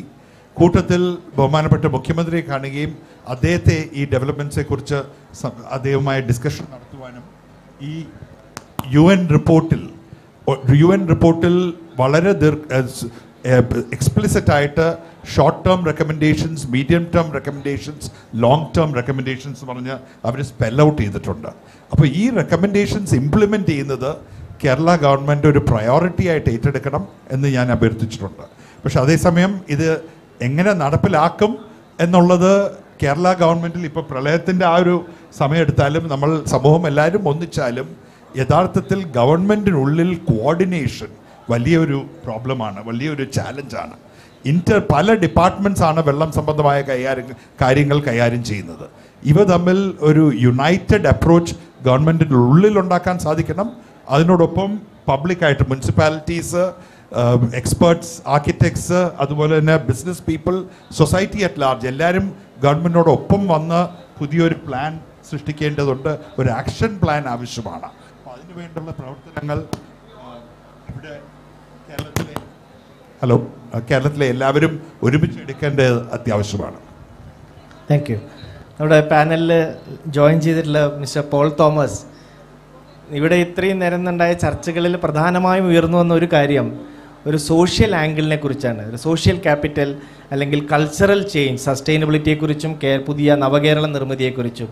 അപ്പോൾ ട്രിപ്പിൾ ബോട്ടം ലൈൻ അപ്രോച്ചോടുകൂടി ഇസാഫ് എന്ന സ്ഥാപനം നടത്തുകയും അതിന് ഇത്രയധികം ജനകീയ പങ്കാളിത്തത്തോടുകൂടി മുന്നോട്ട് പോവുകയും വിജയമാക്കുകയും ചെയ്ത താങ്കൾക്ക് നവകേരള നിർമ്മിതിയിൽ ഉള്ളൊരു സോഷ്യൽ ക്യാപിറ്റലിൻ്റെ സ്ഥാനത്തെക്കുറിച്ച് അഭിപ്രായമെന്ന്? Thank you Dileep. ആദ്യം തന്നെ ഞാൻ വൈകിയതിൽ ക്ഷമ ചോദിക്കുന്നു. വഴിയിലുള്ള തൃശ്ശൂരിൽ നിന്ന് വരുമ്പോഴുള്ള വിചാരിച്ചതിൽ കൂടുതൽ ഉള്ള ട്രാഫിക് ഉണ്ടായിരുന്നു, അതുകൊണ്ടാണ് സംഭവിച്ചത്. അപ്പോൾ ഇവിടെ നടന്ന ചർച്ചകളെ കുറിച്ചിട്ട് ഞാൻ വേണു സാറ് അവസാനം പറഞ്ഞതിൽ നിന്ന് തുടങ്ങാമെന്നാണ് ഞാൻ ചിന്തിക്കുന്നത്. ഈ കാലഘട്ടത്തിൽ നിരവധി സെമിനാറുകൾ റീബിൽഡിംഗ് കേരള, നവകേരള നിർമ്മിതിയെക്കുറിച്ചിട്ട് കേരളം മുഴുവനും കേരളത്തിന് വെളിയിലും നിരവധി ചർച്ചകളും സെമിനാറുകളൊക്കെ നടക്കുന്നതായിട്ടുള്ള സമയമാണ്. ഞാൻ ഒരു സോഷ്യൽ ഫോക്കസിൽ ഊന്നി നിന്നുകൊണ്ട് തന്നെ ഞാൻ പറയാനായിട്ട് ആഗ്രഹിക്കുന്ന കാര്യം, ഒരു നവകേരളം എന്ന് പറയുമ്പോൾ അതൊരു ഇൻഫ്രാസ്ട്രക്ചർ മാത്രമായിട്ടുള്ള ഒരു കൺസെപ്റ്റ് ആവരുത് എന്നുള്ളതാണ്. ഞാനും പല സ്ഥലത്ത് ഈ ഇത്തരത്തിലുള്ള സെമിനാറുകളിൽ പറഞ്ഞതായിട്ടുള്ള കാര്യം തന്നെ വീണ്ടും ആവർത്തിക്കുകയാണ് ഇവിടെ. ഒന്ന്, നമ്മുടെ ഒരു പെർസെപ്ഷൻ, ഒരു മനോഭാവത്തിൽ ഉണ്ടാവേണ്ടതായിട്ടുള്ളൊരു മാറ്റമുണ്ടെന്ന് എനിക്ക് തോന്നുന്നു. ഞാൻ ഒരു സോഷ്യൽ ഇൻഫ്രാസ്ട്രക്ചറിനെ കുറിച്ച് ചിന്തിക്കുമ്പോൾ ഒരു 40 വർഷം അല്ലെങ്കിൽ 30 വർഷം മുമ്പുള്ളതായിട്ടൊരു സോഷ്യൽ സിസ്റ്റം അല്ല ഇപ്പം വാസ്തവത്തിലുള്ളത്. നമുക്ക് വളരെയധികം സോഷ്യൽ ക്യാപിറ്റൽ ഉണ്ടായിരുന്നു. സോഷ്യൽ രംഗത്ത് കേരളം വളരെയധികം ഇന്ത്യയിലെ മറ്റേത് സംസ്ഥാനത്തെക്കാളും ഇന്നും അക്കാര്യത്തിൽ നമുക്ക് അഭിമാനിക്കത്തക്കതായിട്ടുള്ള നേട്ടമുണ്ട്. പക്ഷേ ഇന്നിപ്പോൾ കണ്ടുവരുന്നത് കൂടുതലും ചെറിയ ചെറിയ സമൂഹങ്ങളായിട്ട് അവരവരിലേക്ക് ഒതുങ്ങുന്നതായിട്ടുള്ള ഒരു സിറ്റുവേഷൻ പൊതുവെ എനിക്ക് കാണാനായിട്ട് സാധിക്കുന്നുണ്ട്. അപ്പോൾ ഈ ചർച്ചകളിൽ, ഈ നവകേരള നിർമ്മിതിക്കായിട്ടുള്ള ചർച്ചകളിൽ സാമൂഹികമായിട്ടുള്ള പങ്കാളിത്തം ഏറ്റവും കൂടുതൽ ഉറപ്പുവരുത്തുക എന്നുള്ള എല്ലാ തലങ്ങളിലുമുള്ള ആളുകളുടെ, ഇപ്പോൾ നമ്മുടെ ജനകീയ ആസൂത്രണത്തിലൊക്കെ നമ്മൾ നിരവധി പങ്കാളിത്തം ഉറപ്പുവരുത്തിയിരുന്നു. പക്ഷേ എന്നാൽ ഇടക്കാലത്ത് അത് കുറച്ച് പൊതുസമൂഹം അതിൽ വേണ്ട രീതിയിൽ പാർട്ടിസിപ്പേറ്റ് ചെയ്യുന്നുണ്ടോ എന്നുള്ള കാര്യത്തിൽ എനിക്ക് സംശയമുണ്ട്. ഇപ്പം ഞങ്ങളുടെ ഇസാഫിൻ്റെ എക്സ്പീരിയൻസ്, ഞാൻ 2004 സുനാമി അഫക്റ്റഡ് ആയിട്ടുള്ള ഒരു 9 വില്ലേജിൽ ഞങ്ങൾ കന്യാകുമാരി ജില്ലയിൽ 4 വർഷം അതിൻ്റെ റീഹാബിലിറ്റേഷനുമായിട്ട് ബന്ധപ്പെട്ട് പ്രവർത്തിക്കാനായിട്ട് എനിക്ക് സാധിച്ചിരുന്നു. അപ്പോൾ അതിൽ നിന്നുള്ള അനുഭവത്തിൽ നിന്ന് പറയാനായിട്ട് സാധിക്കുന്നത്, ഞങ്ങളവിടെ എല്ലാ സ്ത്രീകളുടെ സ്വയം സഹായ സംഘങ്ങൾ രൂപീകരിച്ചു, പുരുഷന്മാരുടെ സംഘങ്ങൾ രൂപീകരിച്ചു, കുട്ടികളുടെ സംഘങ്ങൾ രൂപീകരിച്ചു. അങ്ങനെ അവരുടെ എല്ലാ അഭിപ്രായങ്ങൾ സ്വരൂപിച്ചുകൊണ്ടാണ് അവിടെയുള്ള പിന്നീട് നടന്നതായിട്ടുള്ള കാര്യങ്ങൾ, ഡെവലപ്മെൻറ്റ് വർക്കെല്ലാം നടന്നത്. ഇന്നും പിന്നെ ഇസാഫിൻ്റെ ഒരു ബാങ്കിൻ്റെ പ്രവർത്തനങ്ങൾ ഞങ്ങൾ ഈ സംഘങ്ങളുമായിട്ട് സംയോജിപ്പിച്ചുകൊണ്ട് പ്രവർത്തനം നടത്തി. ഇന്നിപ്പോൾ 16,000 സ്ത്രീകൾ ആ വില്ലേജസിൽ മാത്രമായിട്ട് ഞങ്ങളുടെ ഈ അന്ന് തുടങ്ങിയതായിട്ടുള്ള സെൽഫ് ഹെൽപ്പ് ഗ്രൂപ്പിലെ അംഗങ്ങളായിട്ടുണ്ട്. ഏകദേശം 55 കോടി രൂപ അവർക്ക് ഞങ്ങൾ വായ്പയായിട്ട് കൊടുത്ത്, വായ്പ ഔട്ട്സ്റ്റാൻഡിങ് ആയിട്ടുണ്ട് ഞാനിത് പറഞ്ഞത്. അവിടെ ഒത്തിരി എക്കണോമിക് ആക്ടിവിറ്റി അതിലൂടെ പിന്നീട് നടക്കാനായിട്ട് ഇടയായി. 1 കോടി രൂപ അവരുടെ സമ്പാദ്യം ആയിട്ട് ചെറിയ ചെറിയ മൈക്രോ സേവിങ്സിലൂടെ ഉണ്ടാക്കിയെടുക്കാനായിട്ട് സാധിച്ചു. ഒരു ഉദാഹരണം മാത്രം പറഞ്ഞെന്ന് മാത്രം. ഇപ്പം ഞാൻ എൻ്റെ അനുഭവത്തിൽ ഇതൊരു തിയറി പറയാനായിട്ട് ഞാൻ ആഗ്രഹിക്കുന്നില്ല. ഞാൻ 2009 മുതൽ ഞങ്ങൾ ലിവബിൾ സിറ്റീസ് എന്നുള്ളതായിട്ടുള്ളൊരു പ്രോജക്റ്റ് ഒരു കനേഡിയൻ NGO ആയിട്ട് ചേർന്നിട്ട്, ഹെൽത്ത് ബ്രിഡ്ജ് എന്നുള്ളൊരു കനേഡിയൻ NGO ആയിട്ട് ചേർന്ന് ഞങ്ങൾ 9 സിറ്റിയിൽ ചെയ്യുന്നുണ്ട്. നാഗ്പൂർ, ബാംഗ്ലൂർ, പിന്നെ കേരളത്തിൽ ഇപ്പോൾ കോഴിക്കോടുണ്ട്, മലപ്പുറമുണ്ട്, തൃശ്ശൂരുണ്ട്, കൊച്ചിയുണ്ട്, ട്രിവാൻഡ്രമുണ്ട്. അപ്പം ഒരു ഇൻക്ലൂസീവ് സൊസൈറ്റിക്ക് മാത്രമേ ഒരു സസ്റ്റൈനബിൾ എക്കോണമി ക്രിയേറ്റ് ചെയ്യാനായിട്ട് പറ്റുള്ളൂ. അപ്പം നമ്മളുടെ ഇവിടെ ഞാൻ പറയാനായിട്ട് ആഗ്രഹിക്കുന്ന കാര്യം, നമ്മളുടെ പട്ടണങ്ങൾ നമ്മൾ റീബിൽഡ് ചെയ്യുമ്പോൾ എല്ലാവരെയും ഉൾപ്പെടുത്താനായിട്ട്, ഇപ്പം അടുത്തിടെ വേൾഡ് ബാങ്കിൻ്റെ റിപ്പോർട്ടുണ്ടായിരുന്നു. കേരളം അതൊരു യാഥാർത്ഥ്യമാണ്. കേരളം ഏതാനും വർഷങ്ങൾക്കുള്ളിൽ ഏറ്റവും കൂടുതൽ പ്രായമുള്ളവരുള്ളതായിട്ടുള്ള ഒരു സമൂഹമായിട്ട് മാറാനായിട്ട് പോവുകയാണ്. പക്ഷേ നമ്മുടെ ടൗൺസിൽ ഒരിടത്തും തന്നെ പ്രായമുള്ളവരെ ഉൾക്കൊള്ളത്തക്ക രീതിയിലുള്ള ഇൻഫ്രാസ്ട്രക്ചർ ഇല്ല. ഒരിടത്തും നമുക്കൊരു വീൽ ചെയറിൽ പോകാനായിട്ട് കഴിയുകയില്ല. എല്ലാ വാക്ക് വേസ് എല്ലാം പാത്വേസ് ഉണ്ട്. പക്ഷേ പാത്വേസ് ഒന്നെങ്കിൽ സ്ഥാപനങ്ങൾ കച്ചവടം നടത്തുകയാണ്, അല്ലെങ്കിൽ അൺഈവനായിട്ടുള്ള പാത്സാണ്. അപ്പോൾ ഇതിന് നമുക്ക് എന്ത് ചെയ്യാനായിട്ട് സാധിക്കും? ഇതൊരു അഡ്വക്കസി പ്രോജക്റ്റാണ്. റിസർച്ച് ചെയ്ത്, ആക്ഷൻ റിസർച്ച് ചെയ്തു. ഞങ്ങൾ നാഗ്പൂർ മുനിസിപ്പൽ കോർപ്പറേഷനും നാഗ്പൂർ ട്രസ്റ്റും കൂടെ ചേർന്ന് 6 പാർക്കുകൾ ഇൻക്ലൂസീവ് പാർക്കായിട്ട് മാറ്റാനായിട്ട് സാധിച്ചു. ഇവിടെ കോഴിക്കോട് ഇന്ന് വൈകിട്ട് 5 മണിക്ക് മാനാഞ്ചിറയിലെ അൻസാരി പാർക്ക്, അതൊരു UN ഹാബിറ്റാറ്റിൻ്റെ ഒരു സാങ്കേതിക സാമ്പത്തിക സഹായത്തോടു കൂടി ജനങ്ങളുടെ പങ്കാളിത്തത്തോടു കൂടി ഡിസൈൻ ചെയ്ത് അതൊരു ഇൻക്ലൂസീവ് പാർക്കാണ്. സ്പെഷ്യൽ ചിൽഡ്രൻ, ഏജ്ഡ് ആയിട്ടുള്ള ആളുകളെയൊക്കെ ഉൾക്കൊള്ളുന്നതായിട്ടുള്ള ഒരു പാർക്ക് നമ്മൾ ഇന്നിപ്പോൾ ഇവിടെ 5 മണിക്ക് ബഹുമാനപ്പെട്ട മേയർ ഉദ്ഘാടനം ചെയ്യുകയാണ്. ഞാൻ പറഞ്ഞു ഇറ്റ് ഈസ് പോസിബിൾ. അപ്പോൾ സോഷ്യൽ ക്യാപിറ്റൽ മനഃപൂർവ്വമായിട്ട് ശ്രമിച്ചാൽ മാത്രമേ നമുക്കത് ഉണ്ടാക്കിയെടുക്കാനായിട്ട് പറ്റുള്ളൂ. നമുക്ക് എൻ്റെ ചെറുപ്പം, ഞാൻ 30 വർഷം 40 വർഷം എന്ന് പറഞ്ഞാൽ എൻ്റെ ചെറുപ്പത്തിൽ ഞാൻ കണ്ടതായിട്ടുള്ള കേരളം, അന്ന് ഇവിടെ ജാതിയോ മതത്തിൻ്റെ ഒന്നും ഇല്ലായിരുന്നു. ഒരു സ്ഥലത്തൊരു മരണം ഉണ്ടായാൽ എല്ലാവരും വരുന്നതായിട്ടുള്ള, എല്ലാവരും കൂടെ ഏറ്റെടുക്കുന്നത്. ഇന്നിപ്പോൾ അത് ഈവൻറ്റ് മാനേജേഴ്സ് ഏറ്റെടുക്കുന്നതായിട്ടുള്ള സിറ്റുവേഷൻസിലോട്ട് നമ്മൾ വന്നു കഴിഞ്ഞിരിക്കുന്നു. അപ്പോൾ നമുക്കൊരു തിരിച്ചുപോക്ക് അങ്ങനെയുള്ള മേഖലകളിൽ നമുക്ക് ആവശ്യമാണ്. നമ്മുടെ വികസന പ്രവർത്തനത്തിനുള്ളതായിട്ടുള്ള പണം നമ്മുടെ നാട്ടിലുണ്ട്. ഞാൻ ഇസാഫ് ബാങ്കിൻ്റെ ക്യാപിറ്റൽ മൊബിലൈസ് ചെയ്ത ഒരു മൾട്ടി സ്റ്റേറ്റ് കോഓപ്പറേറ്റീവ് സൊസൈറ്റിയിലൂടെയാണ്. അതിൻ്റെ 60% ഞങ്ങളുടെ ബാങ്കിൻ്റെ, എനിക്ക് അഭിമാനത്തോടെ പറയാനായിട്ട് പറ്റും, അതൊരു കോഓപ്പറേറ്റീവ് സൊസൈറ്റിയാണ്, കമ്മ്യൂണിറ്റിയാണ് ഓൺ ചെയ്യുന്നത്. അപ്പോൾ ഇവിടെ നമ്മൾ അതിനുള്ള ഇതിനുള്ള ക്യാപിറ്റൽ മൊബിലൈസ് ചെയ്യാനായിട്ട് സിസ്റ്റംസ് ഉണ്ടാക്കിയാൽ, ഇൻസ്റ്റിറ്റ്യൂഷണൽ സ്ട്രക്ചേഴ്സ് ഉണ്ടാക്കി കഴിഞ്ഞാൽ അതിനുള്ള സാധ്യതകൾ ഇവിടെ ഉണ്ട് എന്നുള്ള കാര്യവും കൂടെ ഈ സമയത്ത് ഞാൻ പറയാനായിട്ട്. അപ്പോൾ സോഷ്യൽ ക്യാപിറ്റൽ ഫോക്കസ് ചെയ്യേണ്ടത് വളരെ അത്യാവശ്യമാണ്. Thank you. ഇനി സമയം അതിക്രമിച്ചത് കാരണം 1-2 ക്വസ്റ്റ്യൻസ് ഓഡിയൻസിൻ്റെ സൈഡിൽ നിന്ന് എടുക്കാവുന്നതാണ്.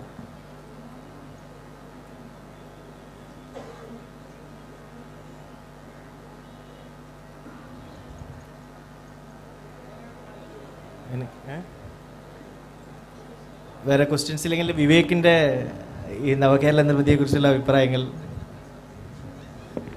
എനിക്ക് എന്നുവെച്ചാൽ ഈ ബാക്കിയുള്ളൊരു 2-3 മിനിറ്റ് പറയുകയാണെങ്കിൽ കുറേ പറയാനുണ്ടാവും. പക്ഷേ ഇപ്പം തൊട്ട് മുംബൈയിലുള്ള റീബിൽഡ് പാനലിൽ കേട്ടത് ഈ പറയുന്ന 7000 ആൾക്കാരും 4 ലക്ഷം രൂപ കൊടുത്ത് അവർ സ്വന്തം വീടുണ്ടാക്കാൻ പോകാന്നുള്ളതാണ്. നമ്മൾ ഈ ഫ്ലഡ് മാപ്പിംഗ് ചെയ്തു 3 ജില്ലയിൽ ചെയ്തപ്പോൾ അതിൽ 3 തരത്തിലുള്ള വൾണറബിലിറ്റി സോൺസ് ഉണ്ടായിരുന്നു. Critically vulnerable zone, moderate vulnerable zone, low vulnerable zone. ഈ ക്രിട്ടിക്കലി വൾണറബിൾ സോൺ എന്നുള്ള സ്ഥലങ്ങളൊക്കെ ഒന്ന് മാർക്ക് ചെയ്യാതെ, അത് എല്ലാ ജില്ലകൾക്കും മനസ്സിലാക്കാതെ അവിടെ പിന്നെയും ഈ നമ്പർ ഗെയിമിന് വേണ്ടി റീബിൽഡിന് വേണ്ടി സമ്മതിക്കുമ്പോൾ നമ്മൾ റീബിൽഡിങ് റിസ്ക് ആണ്. അത് റിസ്ക് തന്നെ തിരിച്ച് റീബിൽഡ് ചെയ്തുകൊണ്ടിരിക്കുക എന്നുള്ള അവസ്ഥയാണ്. അതേപോലെ എല്ലാവർക്കും ഒരേ തരത്തിലുള്ള വീടോ കാര്യങ്ങളോ വെച്ചു കൊടുക്കുമ്പോൾ അവരുടെ ലൈവ്ലിഹുഡും അവരുടെ സ്വഭാവവും അവരുടെ സംസ്കാരിതയും മനസ്സിലാക്കാതെ ഒരേപോലത്തെ കോൺക്രീറ്റ് വീടുകളൊക്കെ വിളിച്ച് അതൊരു വലിയൊരു മാമാങ്കങ്ങളായി സെലിബ്രേറ്റ് ചെയ്യുമ്പോൾ എവിടെയൊക്കെയോ നമ്മൾ വീണ്ടും അതേപോലത്തെ റിസ്കുകളും സാമൂഹിക റിസ്കുകളും റിക്രിയേറ്റ് ചെയ്യുക എന്നുള്ള ഒരു ഒരു സിറ്റുവേഷനിലാണോ നമ്മൾ നിൽക്കുന്നതെന്നുള്ളൊരു ഭയം ഞാനിവിടെ ഷെയർ ചെയ്യുന്നു. അതില്ലാതെ നമുക്ക് ഒരു വളരെ സെൻസിറ്റീവായിട്ടുള്ളൊരു റീബിൽഡിംഗ് പ്ലാൻ നമുക്ക് ഉണ്ടാവട്ടെ എന്ന് ഞാൻ ആഗ്രഹിക്കുന്നു. ഒരു ക്വസ്റ്റ്യൻ വന്നിട്ടുള്ളത് അബ്ദുൾ മാലിക് സാറിനെ അഡ്രസ്സ് ചെയ്തിട്ടാണ്. Paddy field and wetland act 2000 പറ്റി പറഞ്ഞല്ലോ, കൂട്ടത്തിൽ 2ാം ഭൂപരിഷ്കരണത്തെ പറ്റിയും. ഇന്നലെ M. മുകുന്ദൻ എന്ന മലയാളികളുടെ പ്രിയ നോവലിസ്റ്റ് ഒരു നിർദ്ദേശം വെച്ചു. ബാലികാ പീഡനം നടത്തുന്ന പീഡകർക്കെതിരെ പോസ്കോ ചാർജ് ചെയ്യും മാതിരി മദർ നേച്ചറിനെ JCBയും മറ്റും വെച്ച് പീഡിപ്പിക്കുന്ന പീഡകർക്കെതിരെ പോസ്കോ ശൈലിയിലുള്ള ഒരു നിയമം മാൻഡേറ്ററി ആക്കാനാകുമോ? എക്സാക്ട്ലി ഞാൻ അത് തന്നെയാണ് ഉദ്ദേശിച്ചത്. കാരണം നമ്മൾ ലാൻഡിന് ഒരു ഫാക്ടർ ഓഫ് പ്രൊഡക്ഷൻ എന്നുള്ള ഒരു തലത്തിൽ നിന്ന് മാറി അതിൻ്റെ മൾട്ടി ഡയമെൻഷണൽ ആയിട്ടുള്ള വളരെ സെൻസിറ്റീവായിട്ടുള്ള പല ഇഷ്യൂസിലേക്കും, അല്ലെങ്കിൽ ലാൻഡിനെ അങ്ങനെ ഒരു പ്രോബബ്ലി ഒരു സീക്രഡ് ആയിട്ടുള്ള ഒരു ഇതായിട്ട് കണ്ടുകൊണ്ട് ഉള്ള ഒരു ലീഗൽ ഫ്രെയിംവർക്കിലേക്ക് പോകണമെന്ന് തന്നെയാണ് ഞാൻ ഉദ്ദേശിച്ചത്. അതിന് പെട്ടെന്ന് ഓർമ്മ വരുന്നത്, പണ്ട് അമേരിക്കയിൽ അമേരിക്കൻ പ്രസിഡൻറ്റ് ഒരു ട്രൈബൽ ലാൻഡ് റിക്വയർ ചെയ്തൊരു കഥ എല്ലാവരും കേട്ടിട്ടുണ്ടാവും. ചീഫ് സീറ്റിൽ അവിടെ ഒരു ട്രൈബൽ ചീഫ് അമേരിക്കൻ പ്രസിഡൻറ്റിന് തിരിച്ചെഴുതിയൊരു മറുപടിയുണ്ട്. അതായത് അവരെ സംബന്ധിച്ചിടത്തോളം, ഈ റെഡ് ഇന്ത്യൻസിനെ സംബന്ധിച്ചിടത്തോളം ഭൂമി എന്ന് പറയുന്നത് അവരുടെ പിതാമഹന്മാരുടെ ശ്വാസമാണ്. അല്ലെങ്കിൽ നിങ്ങൾക്ക് വായുവിന് വില പറയാൻ പറ്റുമോ, വെള്ളത്തിന് വില പറയാൻ പറ്റുമോ എന്നൊക്കെ ചോദിച്ചുകൊണ്ടുള്ള ഒരു ലേഖനമുണ്ട്. ശരിക്കും പറഞ്ഞാൽ 200 വർഷം മുമ്പ് ഒരു ആദിവാസി ഗോത്രത്തലവനുണ്ടായിരുന്ന സെൻസിബിലിറ്റി നമുക്കിപ്പോൾ ഇല്ല എന്നുള്ളതാണ് സങ്കടകരമായ വസ്തുത. അപ്പോൾ അതിലേക്ക് തിരിച്ചു പോവുകയും ഈ പോക്സോ പോലെയോ അല്ലെങ്കിൽ പോക്സോയേക്കാളും റെസ്ട്രിക്റ്റീവായിട്ടുള്ള നിയമങ്ങൾ ഭൂമി സംരക്ഷിക്കുന്നതിനും ഭൂമിയുടെ ഉപയോഗത്തിനും, അത് ഭൂമി എന്ന് പറയുന്നത് നമുക്ക് എങ്ങനെ വേണമെങ്കിൽ കയറി മേയാവുന്നൊരു ഇടമല്ല എന്ന തിരിച്ചറിവിലേക്ക് നമ്മളുടെ പ്രളയത്തിൻ്റെ അനുഭവങ്ങൾ നമ്മളെ കൊണ്ടെത്തിച്ചിട്ടുണ്ട്. അത് ഇനി നമ്മൾ ക്യാപിറ്റലൈസ് ചെയ്യണമെന്നാണ് ഞാൻ പറയുന്നത്. Thank you. ഇവിടെ പങ്കെടുത്ത എല്ലാ പാനലിസ്റ്റുകൾക്കും, Shri Paul Thomas, Shri Sunil Kumar, architect Vivek, Abdul Malik, Venu Rajamani sir, architect Rakesh എന്നിവർക്ക് പ്രത്യേകം നന്ദി പറയുന്നു. കൂടാതെ എല്ലാ സദസ്സിനും ഇന്നത്തെ ഒരു take away what we can learn from the Dutch എന്ന പുസ്തകം ശ്രീ വേണുരാജമണി സാറിൻ്റെ ഇന്നത് പബ്ലിഷ് ചെയ്തിരിക്കുന്ന പുസ്തകമാണ്. അത് അങ്ങനെ ഒരു ഭാഗ്യം കൂടിയുണ്ട് നമുക്ക് എല്ലാവർക്കും. അതൊന്ന് ഒഫീഷ്യലി ഇവിടെ and it is co-authored by architect Rakesh Ennam, young architect from Netherlands. As we wind down this session on rebuilding Kerala post-2018 floods, there is no better time perhaps for the release of a book on living with floods rather than fighting it, as panel speaker Sri N.M. Ragesh has put it. Ladies and gentlemen, KLF 2019 is honored to witness the launch of What Can We Learn from the Dutch? Rebuilding Kerala post-2018 floods, authored by Sri Venu Rajamani IFS, Indian Ambassador to Netherlands, and Sri N.M. Ragesh, the renowned architect practicing in Netherlands.